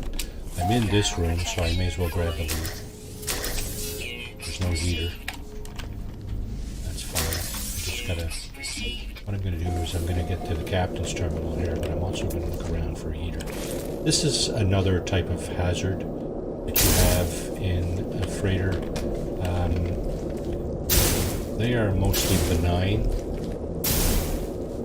but they float around. If they touch you, I think they may harm you, but that's probably one of the least harmful things in the freighter. There are two other kinds of things. There are little round drones that hide up in the ceiling, and those are the worst because when you get close enough, they get activated. They start shooting at you. No questions asked, no nothing, and they can take you out in a hurry. So if you ever get in a freighter and you have those, just keep an eye out because you need to shoot them down as quickly as possible, or they will shoot you down. So I'm going to read the captain's log. This is the secured mainframe I was talking about. The captain's log in it. And it's just lore. If you want to see what the lore is, you can rewind this and see we're at the 1 hour 50 minute mark roughly of this stream. So you can rewind that. It's just lore. It's the story of the game. So if you want to actually find more information about that, go ahead and rewind the stream and read that at your leisure. And there is a heater right over there. Okay, I'm going to go slowly over this way Thermal protection falling. and activate this heater here. Get my thermal protection charged back up, and we're going to get out of this room. So we have 9 zones mapped out of 10. I don't know if you just noticed that in the bottom right corner there. Through those doors is the last zone. This is the cargo, I think it's the cargo area. There are no, well, I was going to say there are no more hazards in there. You might find green floaty things in there, but you won't find any of these horrific nests. You won't find any drones in there. And you won't find any scanning beams. The scanning beam is the last kind of hazard in a ship. Basically, there's a turret that sits on the ceiling, and there's a large beam that goes back and forth on the floor. And you just have to avoid stepping into that beam, right? Yeah, like I said, you got these things in here. Thermal protection falling. I'm gonna go around and grab some loot. There should be a heater in here. If not, I'll just recharge my hazard protection. It's not a big deal. I have enough material to do that, so I'm not too worried about that. There's a heater right here, so I'm going to turn that on and stand next to it. Another heater right there. Another one right there. So what I'm going to do is I'm going to go over here, loot this. You can pretty much loot the last room at will here, at your leisure. My suggestion is not to try to race through this thing, so this thing got a hole in the wall there. Yeah, especially if you have these nests, they will break open, and you'll see 8 or 10 little tiny creatures. Well, tiny. Well, let me show you. It's these things, right? These are what's in the nest. And they will come out of the nest and attack you. So what I'm going to do now is going to go into the engineering control here. It's the last 3 terminals in the freighter, and once you've gotten here, you can get either a piece of technology for your freighter, or you can get a bulkhead. Now the bulkhead is a piece of it's an increase to your inventory for your freighter. I want to see, you know what, I don't want to see what the technology is, because I'm probably, actually I do, because I've never been on this, in this star system, in a derelict freighter in this star system. I need freighter bulkheads, but I just want to see, the first time I run a freighter, yeah, you see, salvaged fleet beacon, that's not a very good upgrade. I mean, it is an upgrade, but it's not very good. So, of course, you may know that all your stuff, your upgrades go from class C to B to A, and then S is the best, generally. You can also get these X-class modules, like this one here, that may be okay as well. But when you buy or get X-class modules, you really never know what you're getting. Sometimes you might. The more expensive it is, the more likely it is to be a better module. But to be sure, your S-class modules will normally be the best ones. Okay, so we just did a derelict freighter run. This stuff down in the corner down here, or on the right side of my inventory, will be stuff I'll be looking to get rid of. This B life support module we got from somewhere else, I believe. No, we did not, because we installed that one. Okay, well, let's put that here and see what the worst one is again. 2 solar panel. Yeah, that's the worst one for sure, because these 2 other ones have other things with it. Get rid of that. That will give us some stuff. And you can see before you see you can dismantle upgrades, right? This is a significant upgrade, level B, right? And you can see what it'll give you when you if you dismantle it, right? On the bottom of the panel there, it says press down on your mouse wheel to dismantle this technology, and it will give you 50 oxygen, 1 carbon nanotube, and 1 wiring loom if you dismantle this particular thing. So if you're looking for something like for example, a wiring loom, and you don't have any, and you have something like this that will give you a wiring loom if you dismantle it, that's one way to do things, right? That's one way to get these resources. Just dismantling technology that you don't need, you're not going to use. So this salvaged fleet beacon is a freighter upgrade.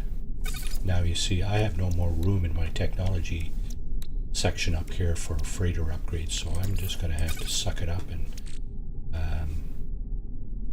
store that for now. This is what I was talking about, the bulkheads.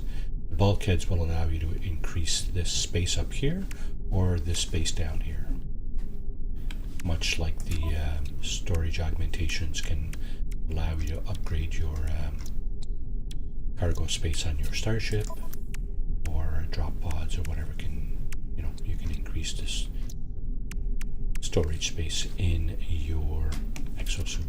So what we're going to do is we're going to deliver the captain's log and the crew manifest here to the space station. Seems like I'm doing a lot of explaining in my streams. Getting a lot of first-time players. So we're going to make a beeline for the space station here, and I'm going to check something out. This is not the playthrough I had. Oh, I'm being probed. Oh no. Fortunately, close enough to the space station on the side. Clear to proceed. Now that's good. If you have contraband like nip buds or something like that in your exosuit or your starship, that scan will bust you. In other words, it'll stop you and say you need to turn that stuff over, or you can choose to run away, but there'll be sentinel interceptors coming after you if you choose that path. Now I said I wanted to turn the crew manifest and captain's log into the scrap dealer. Here's the scrap dealer. As you look out the door on the space station, he's on the right side over here. Also on the right side are the technology vendors, so the exosuit, exocraft, starship, and multi-tool in that order. You may also find navigation data on these tables. So I see there's a blue one over there. There'll be yellow or blue cubes, that kind of thing, or black discs.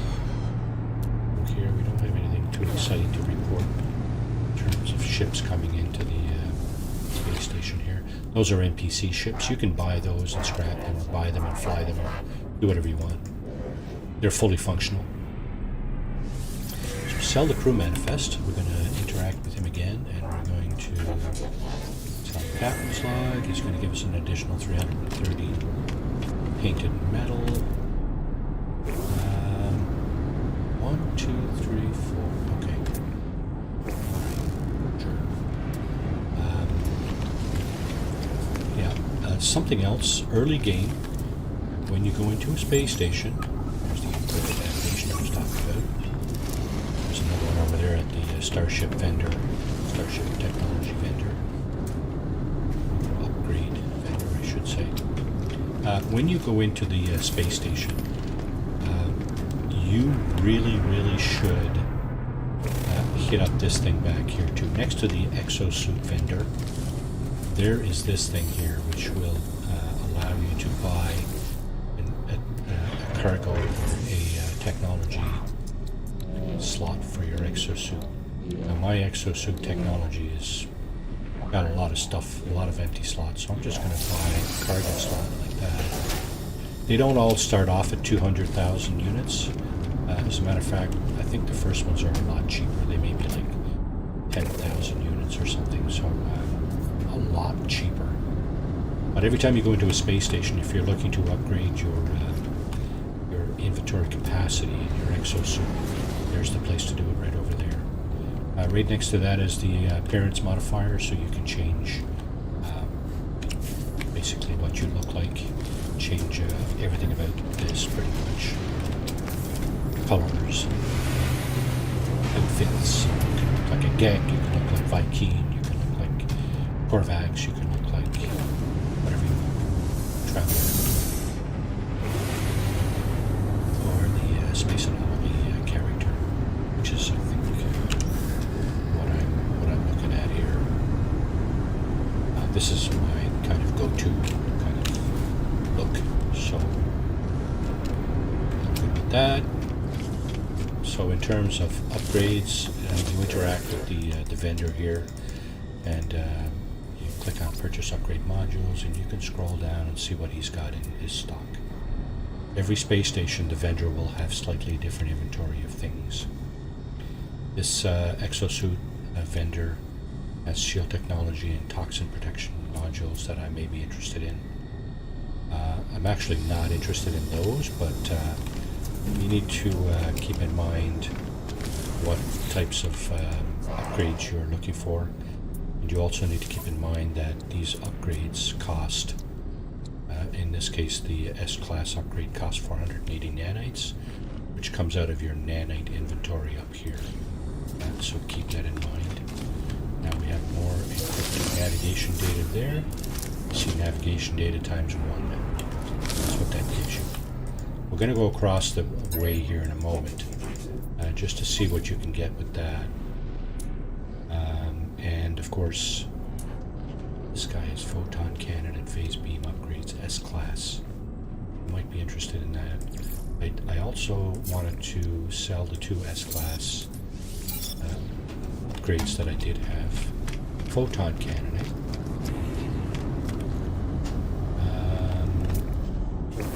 Okay, I'm just going to take a quick look and see how my photon cannon is doing.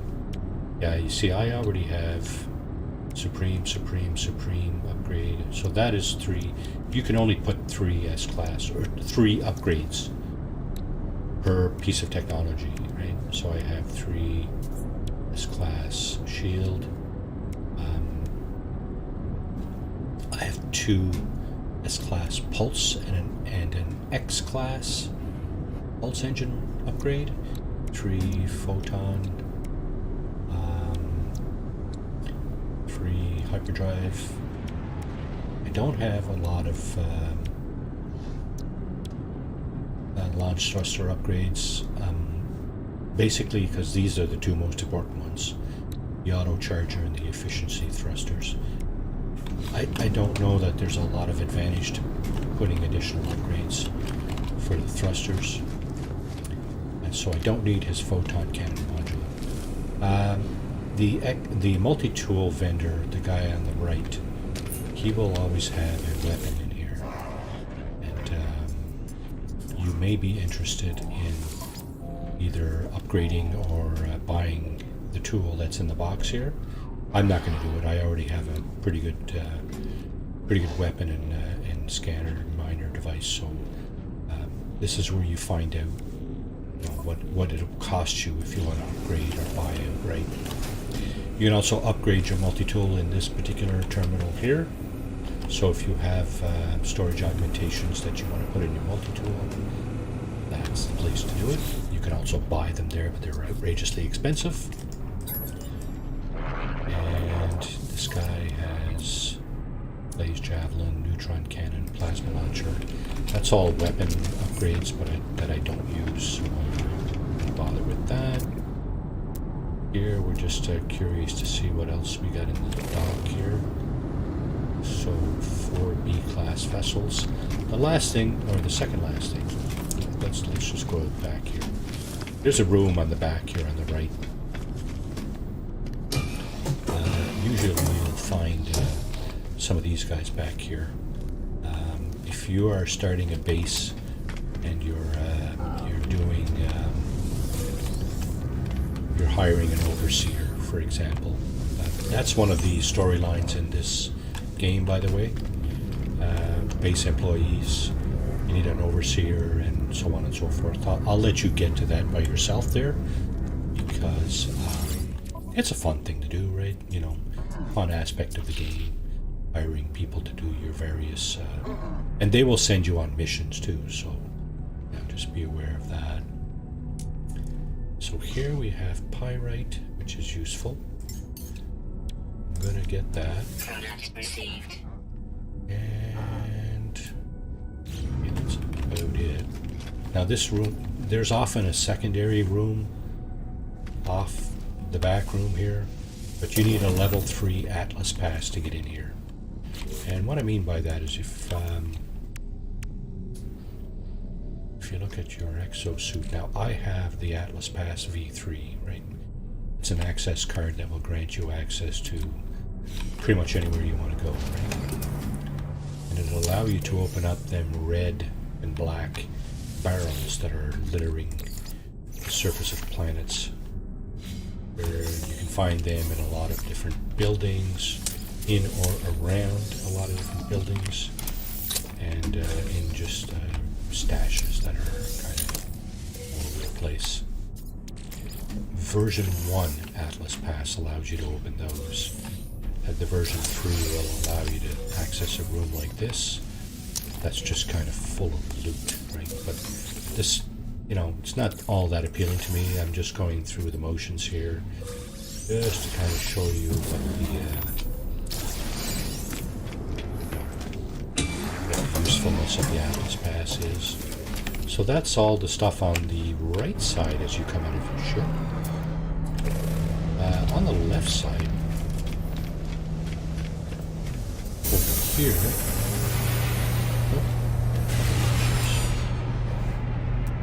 so you might notice that these are all explorer type ships, right? It wasn't all explorers that came in here, but these are. You can see the class is explorer, and it tells you the level C, B. This is a C, and that one is B as well. So So again, just like the technology, ship classes go from C to B to A, and then finally to S, which is the highest level of ship you can get. The reason there's so many explorer type ships in here is that this is a Korvax system. The dominant life form is Korvax, and that is their go-to ship for individuals like this guy, who is Vy'keen. This is a Vy'keen warrior. Warrior Oswald. Interloper, help Vy'keen? None will, blah blah blah. No consort for blah blah blah. Life forms speak with great urgency, so I'm going to give him a gift. Now the gift, and I'm going to also ask him to teach me a word in his language. That's one of the other options in this dialogue. Request help. Okay, and the symbols. So Korvax, or sorry, for this person it's a Vy'keen symbol. Aggression symbol is also probably useful. You can ask for any of these, of course. The third useful one is the mystery symbol. Good. Okay, so we learned a Vy'keen word for good.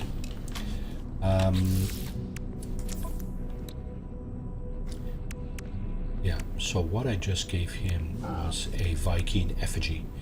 It's this is a Korvax casing. This is a gift that I could give to one of these guys. These guys are the Korvax, and they are the dominant life form in this particular star system.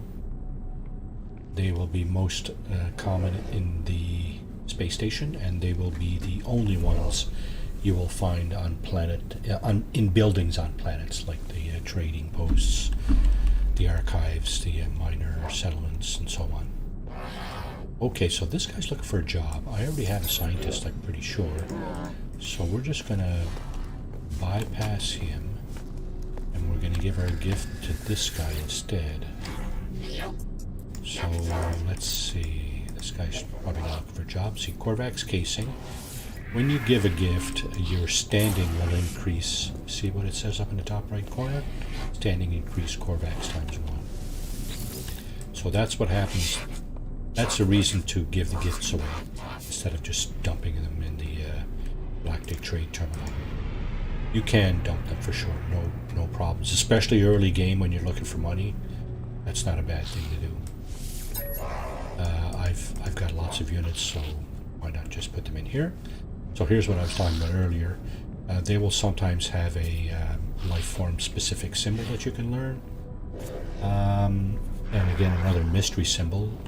These people are also technology experts, so there could easily be a technology symbol, which would also be, so we learned a Korvax word for holy. Yeah, technology symbol could also be something you might want to be interested in. Alright, over here, we have more encrypted navigation data. You can just grab those if they're available. There's another room on the side here. Sometimes you'll have resources in here as well. The plants you can usually get the carbon out of, as you can see in the top right corner there, 14 carbon out of that plant. In Vy'keen systems you will have a nanite repository. In this room you'll have one on the other side as well. That's just a light, just decorative. This is another galactic trade terminal similar to the one on the other side. You can buy stuff here, you can sell stuff here. So I'm thinking we had some stuff we wanted to sell probably. Yeah, the bones. So this is really only good for selling.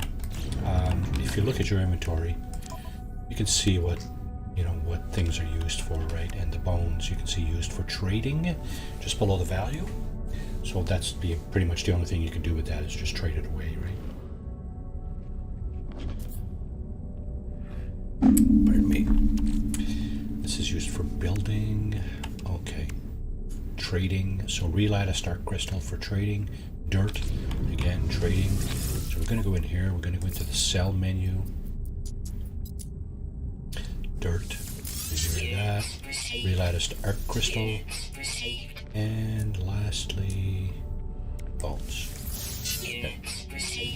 Now, if you happen to get onto a planet where there's ancient bones, buried bones, this one does not, but one of them may have. If you're into a system where there's buried bones, it might be worth going down, especially early game, because bones are very, very valuable. Right? Now this guy is the mission agent. He will have a number of missions that you can go on. These are the rewards over on the right. There's nothing really there that kind of catches my eye, so I'm not going to bother with a mission right now. This thing here could be useful. A multi-tool expansion slot. It'll allow you to increase the inventory of your multi-tool, as I mentioned earlier. But you need to be level 4 Merchant Guild to be able to do this, and of course, insufficient standing with the Merchant Guild, right? So,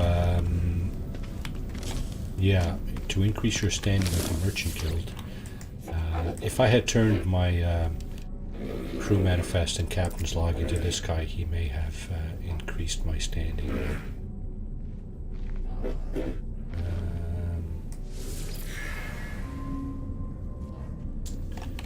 Yeah, so this guy won't even talk to us. There may be a mission here that will allow you to increase your standing with the... Yeah, see, there's a Korvax mission, Mercenaries Guild, and Merchants Guild. So doing this mission may allow you... Yeah, +1 merchant standing right there. You see? So that will allow you to increase your merchant standing. Now, this does... 4 of these, I don't think, give you level 4 merchant. For each level of the merchant standing, you have...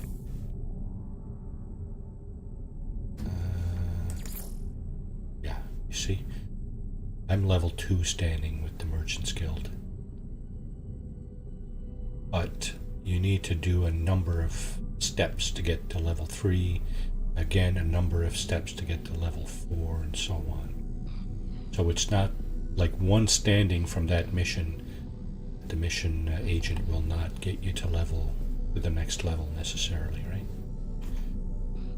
So anyway, that's that. And of course, the merchant guy there, guild guy, I should say, guild representative. The last guy on the right is the cartographer. You can buy maps off this guy. So the maps, let's see, secure sites of interest. If you're looking for things that are guarded by sentinels that you want to loot, this is a good place to get the maps for that. Distress signals are for crashed starships, crashed freighters, and a couple of other kind of planetary artifacts that you could find with these particular maps. Inhabited outposts will allow you to find, I think, trading post, archives,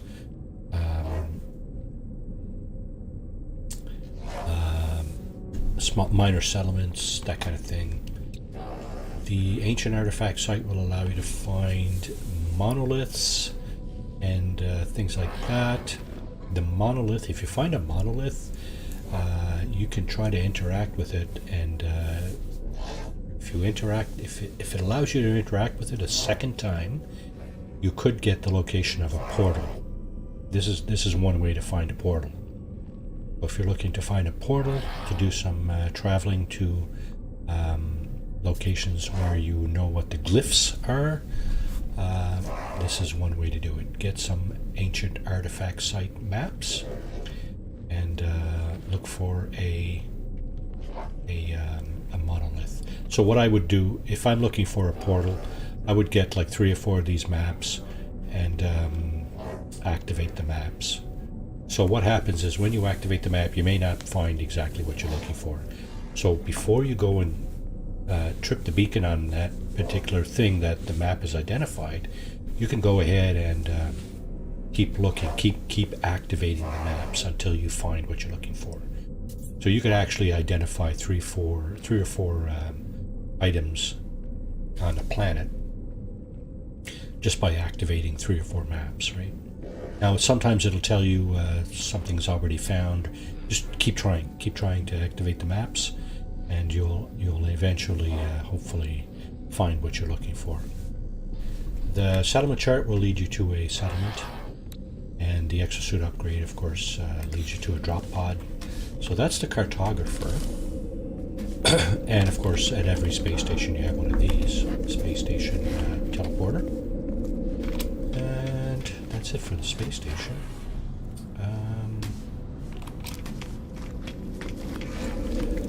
Now, I'm just wondering if I have this space station that I'm looking at here.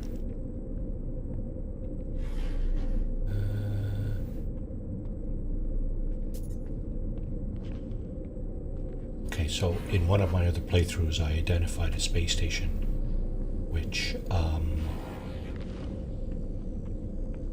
had a decent derelict freighter run. It was not terribly difficult, and it did yield an A-class module. I want to run that one again, but I want to do it just for the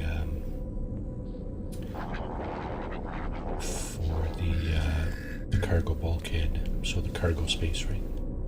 The inventory space. Now I don't see it here. I do have, pretty sure, small cobalt emporium. What? Okay. I don't have it.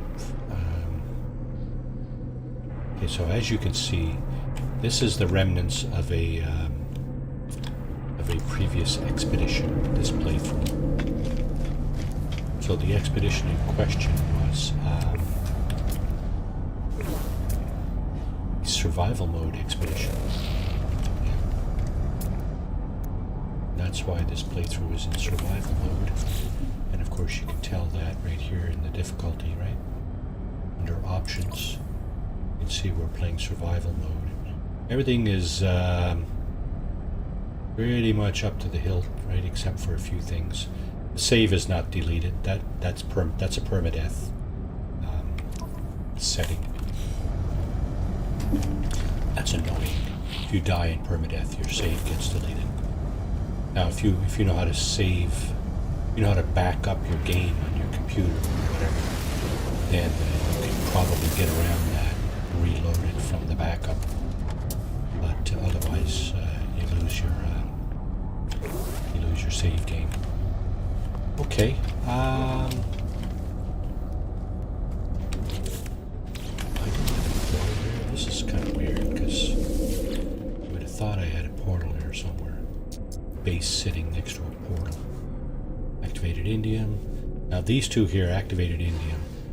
Activated indium before last October used to be quite valuable, so people used to create these activated indium mines. Mine the indium and then sell it for quite a bit of money, right?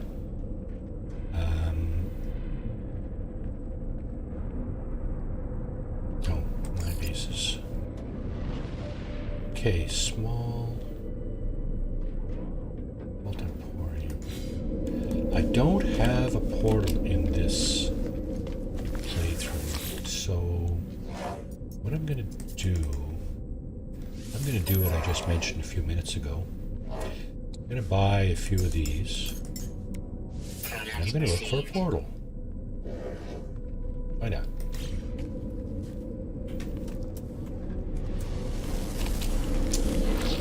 So, I'm not going to do it in this star system necessarily. So I don't really... Let's just do a quick save here. To do a save like this, you just get in and out of your ship like that, and it creates a restore point. And of course, the restore point you can access in your options again. It's a good way to start something over. One of the things you might want to start over is a freighter battle. After every 5 warps, apparently, you will be when you warp into the star system, you'll be confronted with a freighter battle. I don't know if you saw the one I was at earlier, but just a bunch of freighters. They're being attacked. You need to kill the pirates and then get on the freighter. The first freighter battle that you get into, what was recommended to me was that you decline, because what happens is your first freighter battle, the captain will offer you his freighter for free, and you can decline the first freighter. That's what was recommended to me. Decline the first freighter, because the second freighter may be much more valuable and much better endowed in terms of cargo capacity and so on. So when you get on the freighter, you just click decline for your first freighter battle, and then you can take the freighter. It's not a big deal. But when you get into your second freighter battle, just make a save before you warp out of the system. Like what I'm doing here, I made a save, and now I'm going to warp out of the system through the galaxy map, right? So you do that, and if you get confronted with another freighter battle, and you don't like the freighter that's being presented to you for free, you can reload your save, re-warp out of the system into basically the same freighter battle, but you'll have a different you'll have a different freighter presented to you for free. So you can just rinse and repeat that particular procedure, and eventually you will get a good freighter. So what you're looking for freighters is probably an S-class freighter, probably with 33 or 34 inventory slots, cargo slots.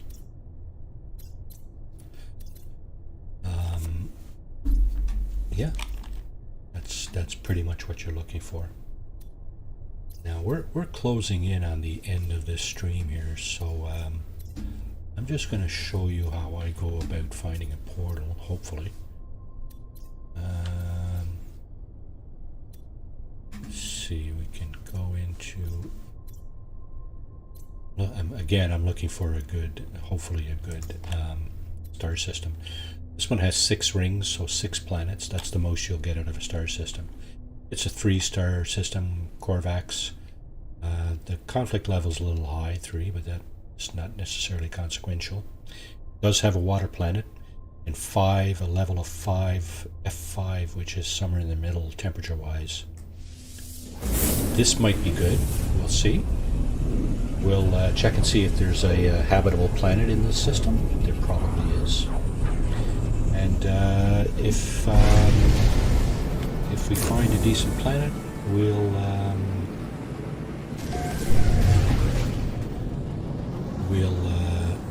find a portal and set up a base. I thought for sure I had a portal base on this playthrough, but I guess I don't. Not a big deal. I'm just going into the space station here just to create the save. I'm going to get out and back into my ship. It's going to make a save. It's just a precaution. Just like any computer stuff. You want to save your stuff as often as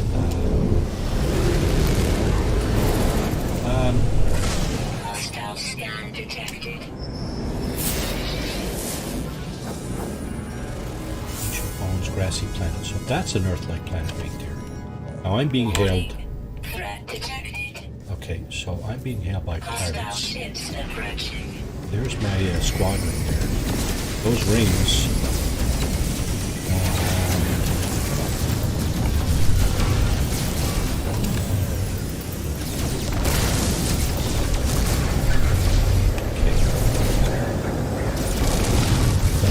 Okay, so I got to get rid of the squadrons.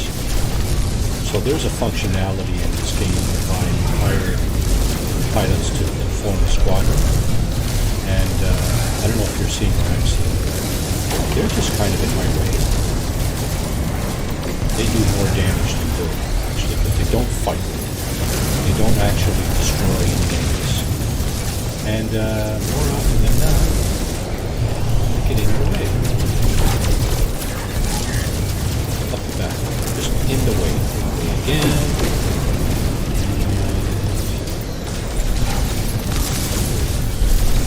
More often than not, you're just getting in the way. Totally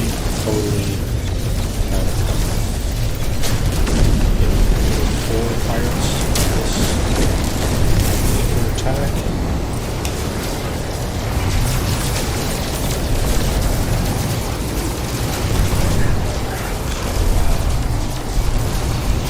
Go ahead and try to kill them. They probably destroyed like 3 or 4 things on that station. Okay, that's it. Hostile ships deleted. Alright, so shields are low, down 28%. Take that up. Technology recharge. Okay, nothing else got beat up. That's a surprise. But quite often in a battle like that, especially in survival or permadeath mode, you'll get some of your ship technology got beat up. Okay, so why am I seeing more? Somehow we shot at the ships with the green trails are friendly, usually. Unless you're in a pirate system and you're raiding raiders. The ships with the red trails are kind of enemies, so those will be after you. Now we did find a sort of an Earth-like planet back there. It was this one. So we're going to go around to the sunny side and see what that's about. And if the sentinel activity and the storms are not too terrible, maybe we'll make a home there. Here's another water planet. That one has ammonia, so it's toxic. So this planet here may be our best bet for a home. Check it out. Doesn't look like there's any water on this planet. That doesn't bother me. It's the storms and the sentinel activity that bother me. So again, what we're doing is we're just looking for a landing zone, building with a landing zone. I'm going to pick a direction to go in so I'm not going around in circles here. And there's a crashed freighter right there. Now, we are in a storm. When you see this, there's one surefire way to tell you're in a storm. May not be all that terrible, so that's not a bad thing necessarily. I don't necessarily like storms, but maybe it could be worse. Aggressive sentinels is much worse than any storm I think you'll ever get. Here's a shelter. It's like a couple of trailers, or called mobile shelters, and there's no landing zone at shelters. There is very little loot. Well, here is a manufacturing facility. This is guarded by drones, by sentinels. There's one right there, and there's one right there. It does have a landing zone, but like I said, it is guarded by sentinels, so I'm not interested in picking a fight and stuff. I'm looking for specific types of buildings, minor settlement, archive, trading post, mostly. Here is a drop pod. So I spoke of that earlier.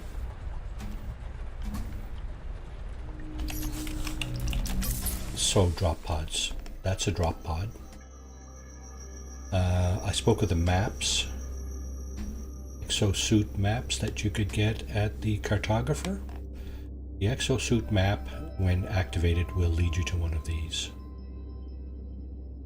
If you feel lucky, you can do what I did and you'll just find these as you're cruising over the surface of a planet.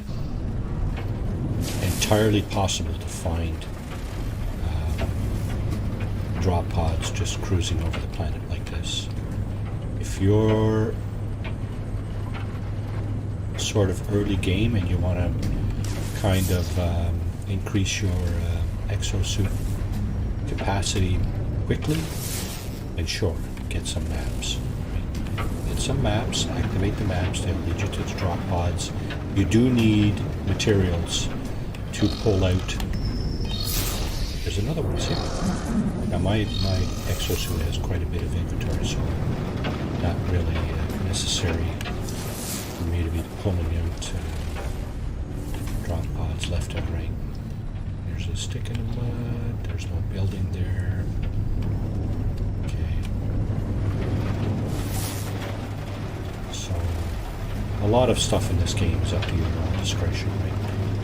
You don't have to follow the storyline necessarily, any of the storylines. You don't have to do pretty much anything that you don't want to do in this game. You can just sit here on a nice planet and just build away, right?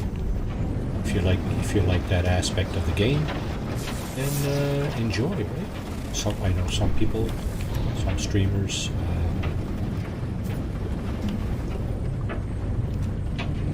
they are very into the build aspect of this game. There are some pretty spectacular builds, base builds and stuff. If you do Incoming storm. if you do a search on YouTube, you'll find lots of videos of how to build and what you need to build with. So generally speaking, are we in a different storm or is this storm ending? This just looks like a shit show. Not fond of this at all. I mean, aside from storm,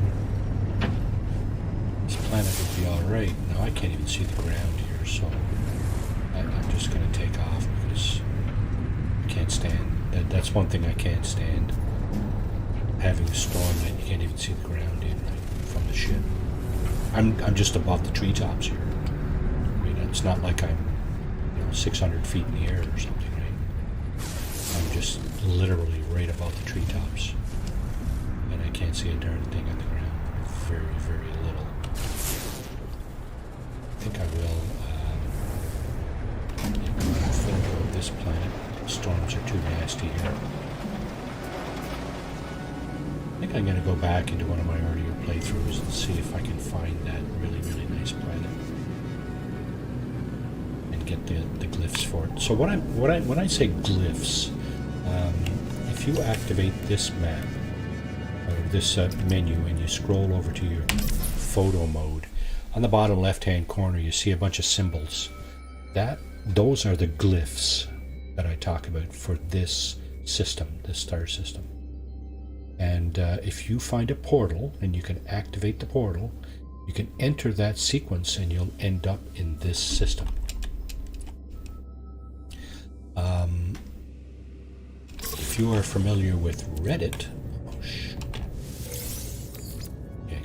if you are familiar with Reddit, there is a No Man's Sky coordinate exchange on Reddit that has a bunch of things in it, like multi-tools, starships, and so on.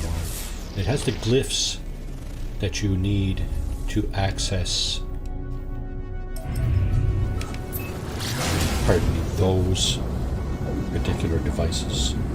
So if you're looking for like a particular ship, you find it on Reddit, it'll give you the glyphs. All you need to do is find a portal, activate it, enter the glyph sequence, and boom, you'll be into the place where you can find that particular thing. Usually they'll give you the coordinates and the planet that whatever you're looking for is sitting on as well.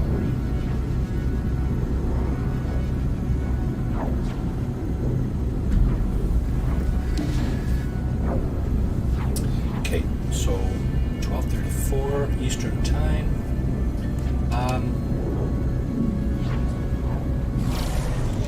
We're getting down to the end of this particular session here. I'm still looking for a decent planet to place a portal on, to place a base and then a portal. As you can see, this planet has a lot of high mountains on it, and strangely, mountains kind of spawn in front of you, right? It's kind of a weird sensation, but nevertheless, that is what happens. Well, I thought I saw water. No, I did. Okay. Well, there is lots of water on this planet too. Yeah, this is like a swampy kind of planet. It's not a bad thing. It may be okay in terms of sentinels and storms. We're just going to have a look. If that is the case, then maybe we will put a base here, regardless of if it's swampy. Okay, let's go back down. Water right there. I think there's an ocean or something. Just beyond what it looks like to me. So again, we're doing some scanning. Our ship scanner is capable of picking up artifacts on the planet, such as buildings and things like that. So every 5 seconds you can activate your scanner just to see if you can find something useful. And again, what's useful to me may not be useful to you, may be different, right?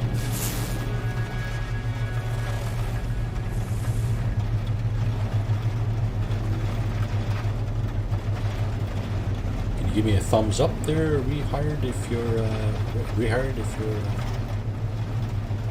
Mr. RG, if you're still with me?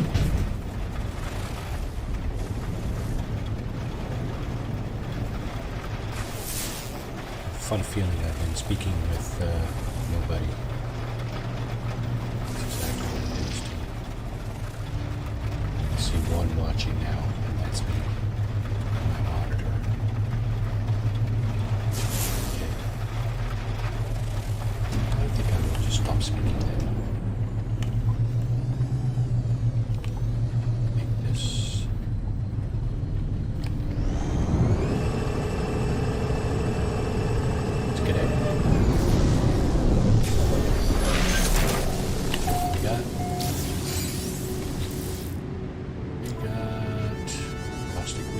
Sparse. So there's not a lot of sentinels here, but the winds are caustic. Okay, not sure exactly what that means.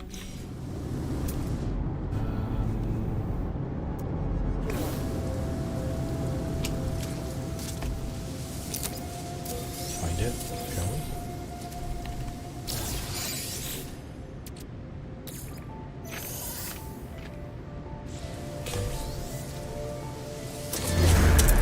Chart this puppy.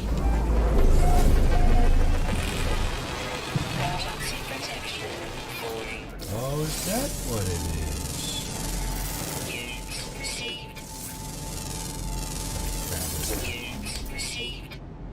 So there are sentinels.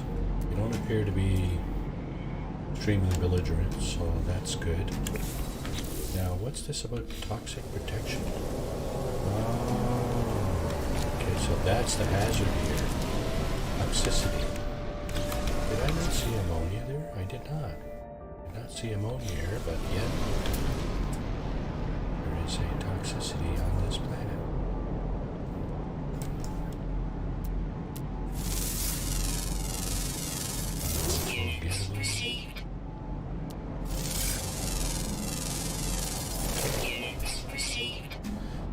Oh my.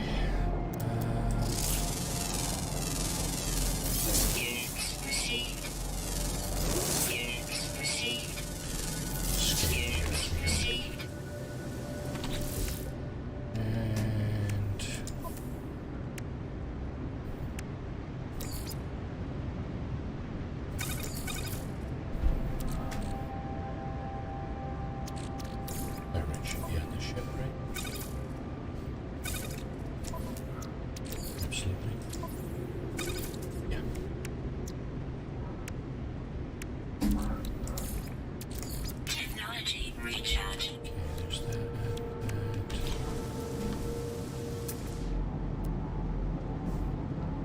10 life forms. Gee, where the heck are they? Okay. toxic planet. For me. Is there anything else here that's worth our time to poke around in? Let's get away from this planet just to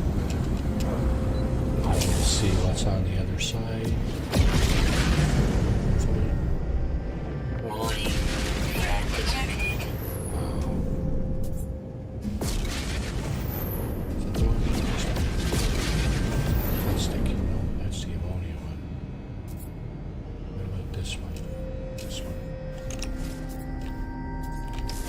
That one is contour. Sounds like a glitch planet. And then we got two of these, three of these. Okay. That one. Yeah, this is the one we were on initially. That's the one behind there. So that's toxic as well. There's the grassy planet with the bones. This one.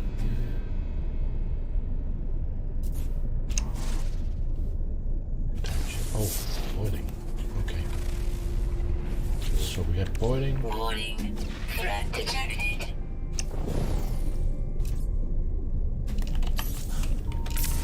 Okay, time to get out of here. One more star system. Pre-explore. Let's put the galaxy, the center of the galaxy directly in front of us. Go back this way a little bit. That's a good place as any to stop. Ah, look at that. What do we got here? Another Korvax system. 7. Still got a lot of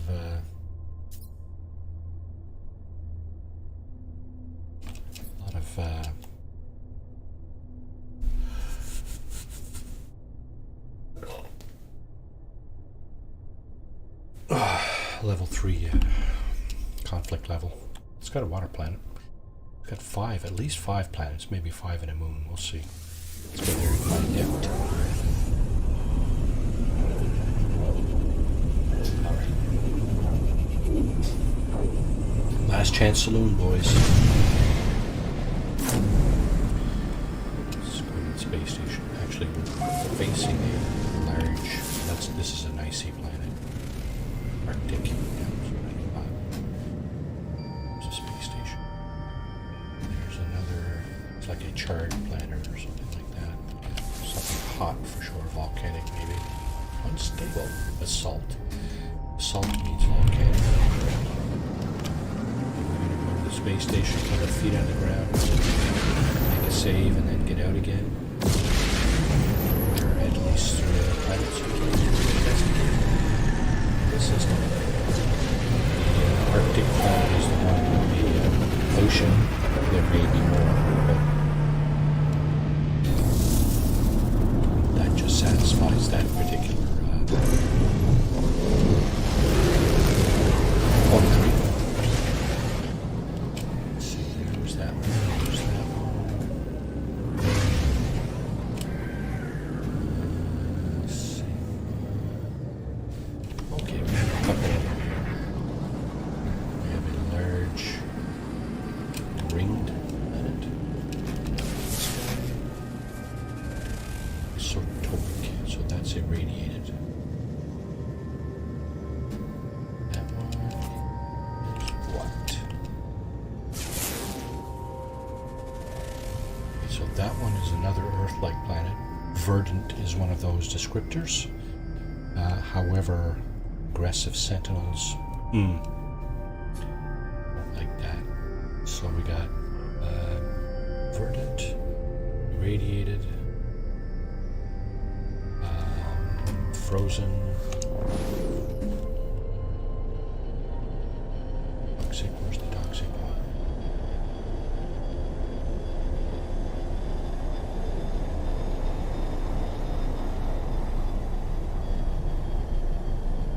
There's the volcanic one. Toxic would be over here. Perhaps. Oh, no. Yeah. No go.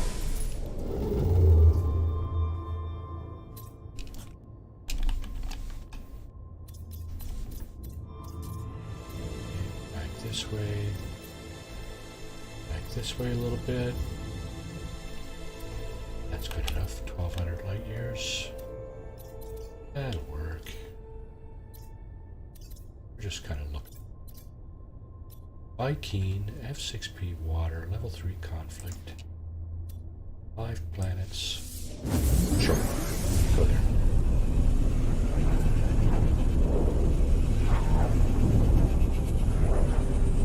Yeah, we are searching for a good planet. So we did do the weekend mission earlier. We did a derelict freighter one. A couple of the things I like on the stream.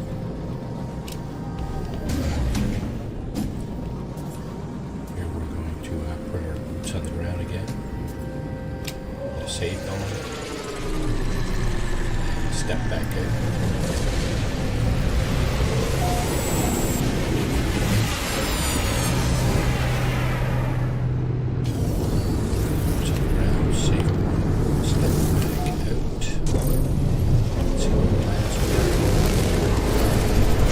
Frozen one.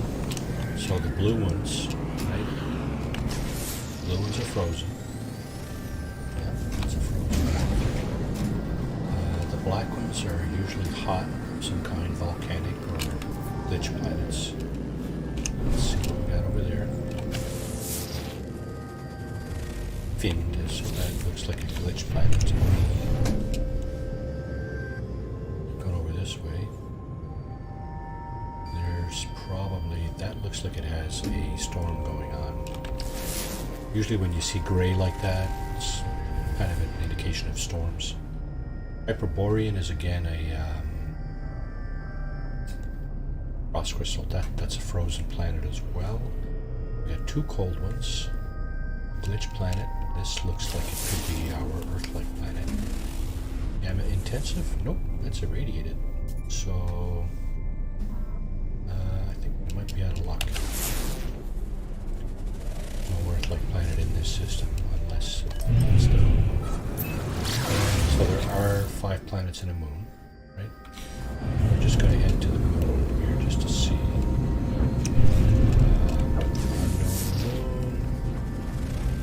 Dusty moon, so that's hot, and it's got aggressive sandbox. So we're going to go back out to this one to start. Star system. Didn't like any of that. Okay. Go free explore and back another 1200 light years or so this way. And let's see. That's a good place to say to stop.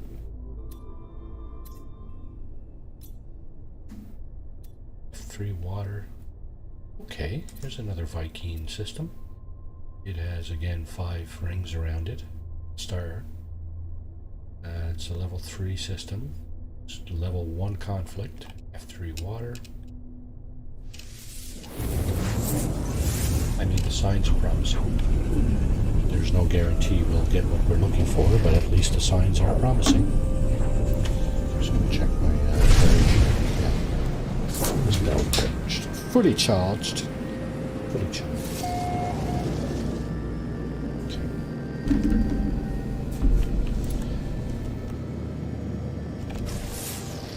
Looks like a hot planet. Radioactive. Okay. Stormy on this one. Endless morass. So that's kind of an Earth-like planet. Endless morass is like a swamp. But could easily be. Let's get in here. The idea of putting your feet on the ground is such that you can try and teleport back to the station to this star system through the space station, of course.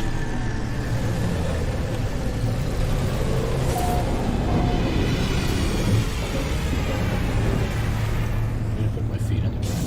Just get on my ship. If you look at there, you'll see the name of the space station. So at least now we have captured that for posterity. Yeah.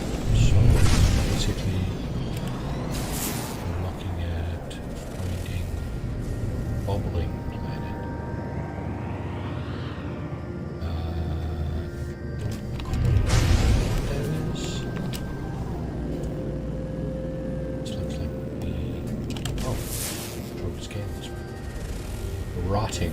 Okay, ammonia, so that's toxic. This one is irradiated.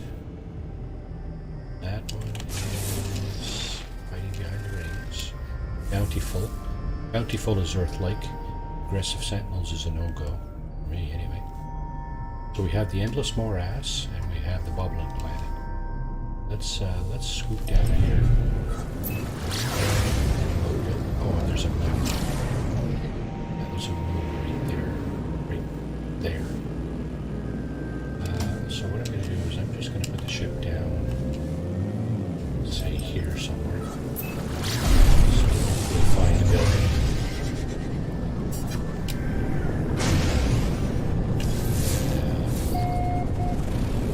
Again, Endless Morass. This is like a right there, or at least some kind of planetary artifact.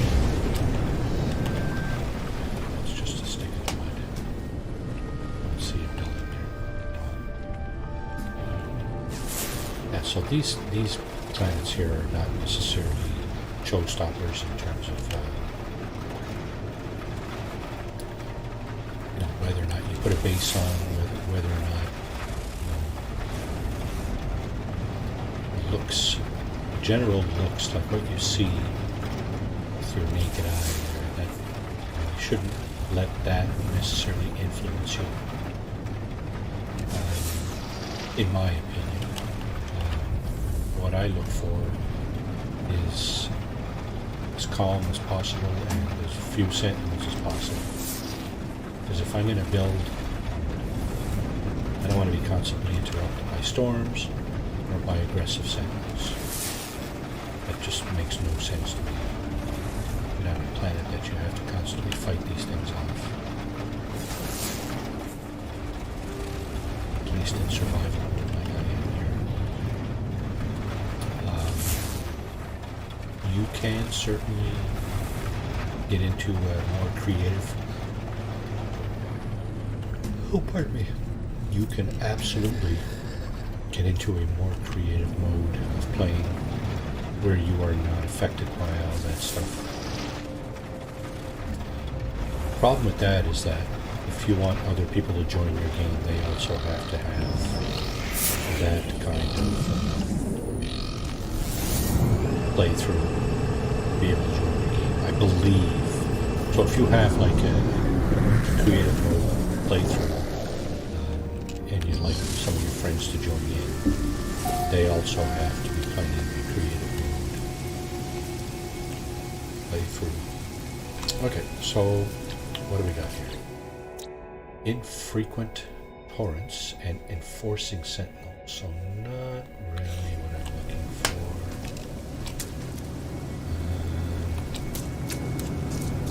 I'm just going to grab the loot anyway.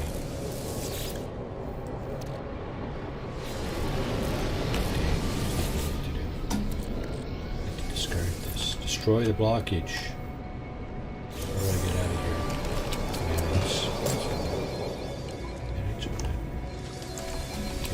This thing. I keep forgetting about these.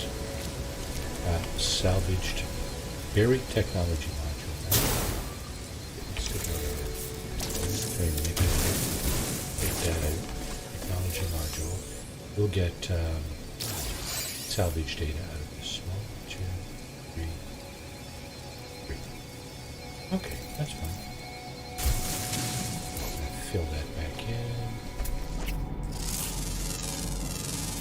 Scan a few things. Units received. Units received.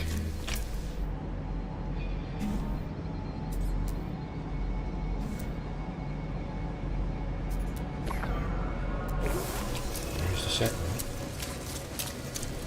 I'm going to grab the nanites here.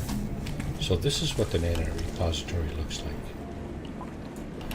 It's kind of like a cylinder with 2 yellow and black ends. And then there's a box on the bottom with a panel.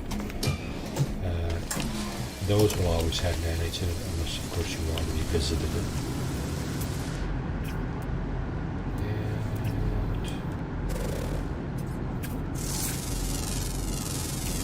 Units received.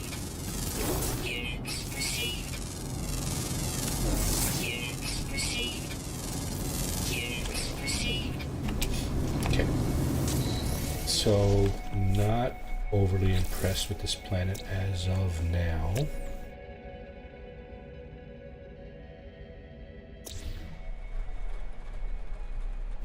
I think I'd like to fly over for just a couple of more minutes, just to see if the infrequent torrent is.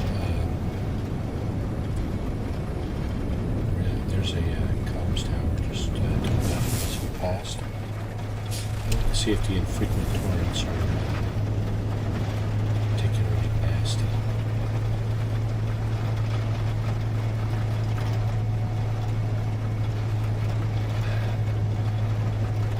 Yeah, so we got about 5 minutes left on the screen here, maybe.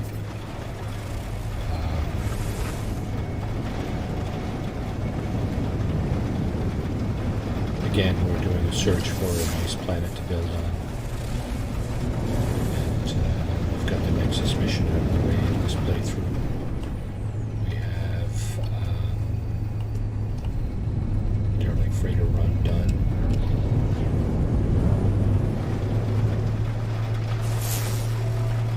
I don't know if it's all the same for everybody, but the derelict mission we did was the eliminate hazardous flora. You can rewind this session, of course, to figure that out. My session is always a bit of a tutorial about what I do to achieve various objectives in the game. This building is abandoned, I think.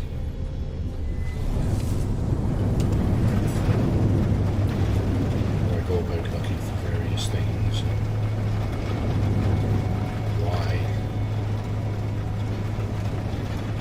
Looking for a nice planet to build on, just so I can start thinking about, I've been thinking about doing a pretty elaborate base building for some time now, but I'm in trouble locating it. Now, I mentioned before I have some other playthroughs that I think I might have planned on. So I'll just consult one of those playthroughs just to see, get the glyphs, and then mosey on over from there.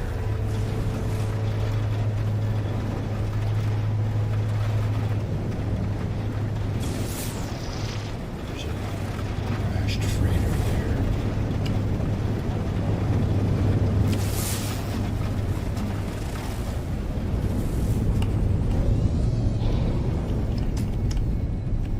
Stick in the mud. Lovely. Lovely stick in the mud you got there. Two buildings, minor settlement beacon, and another stick in the mud.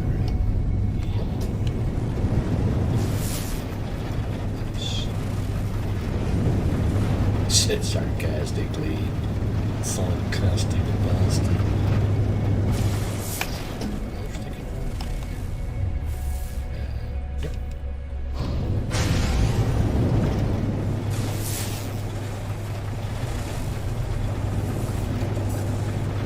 Alright, I'm starting. It's lunchtime here for me. Starting. You'd never say you were looking at me, of course.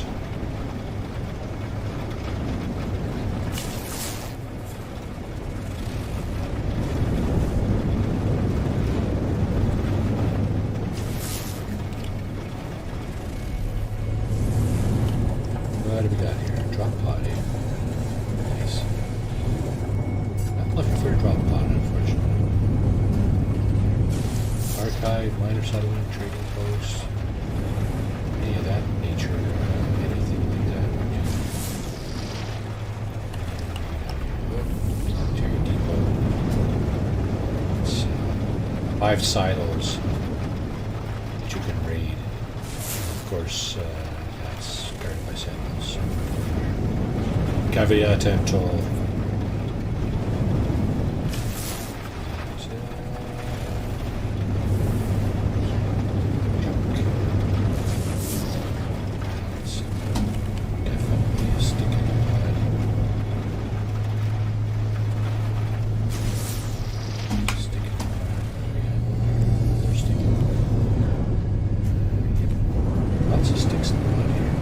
Be a pretty muddy place like this. They have so many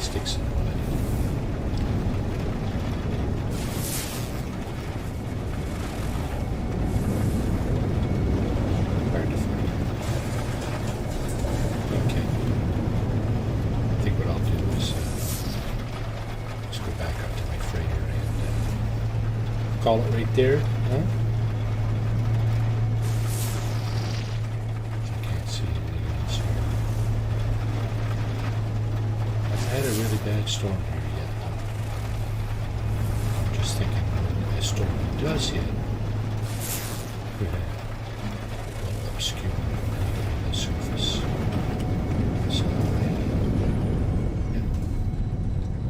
Territory. Yeah, let's go back up. To our freighter. That's not a terrible planet right there.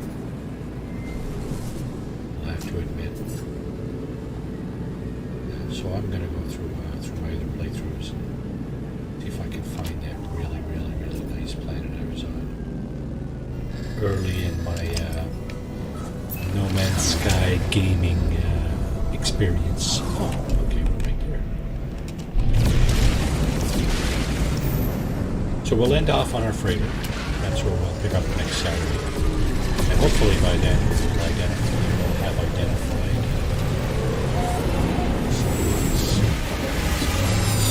we'll see.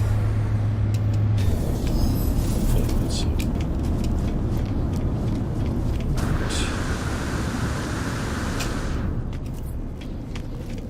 Okay. Well, it's been another fun-filled morning here on No Man's Sky.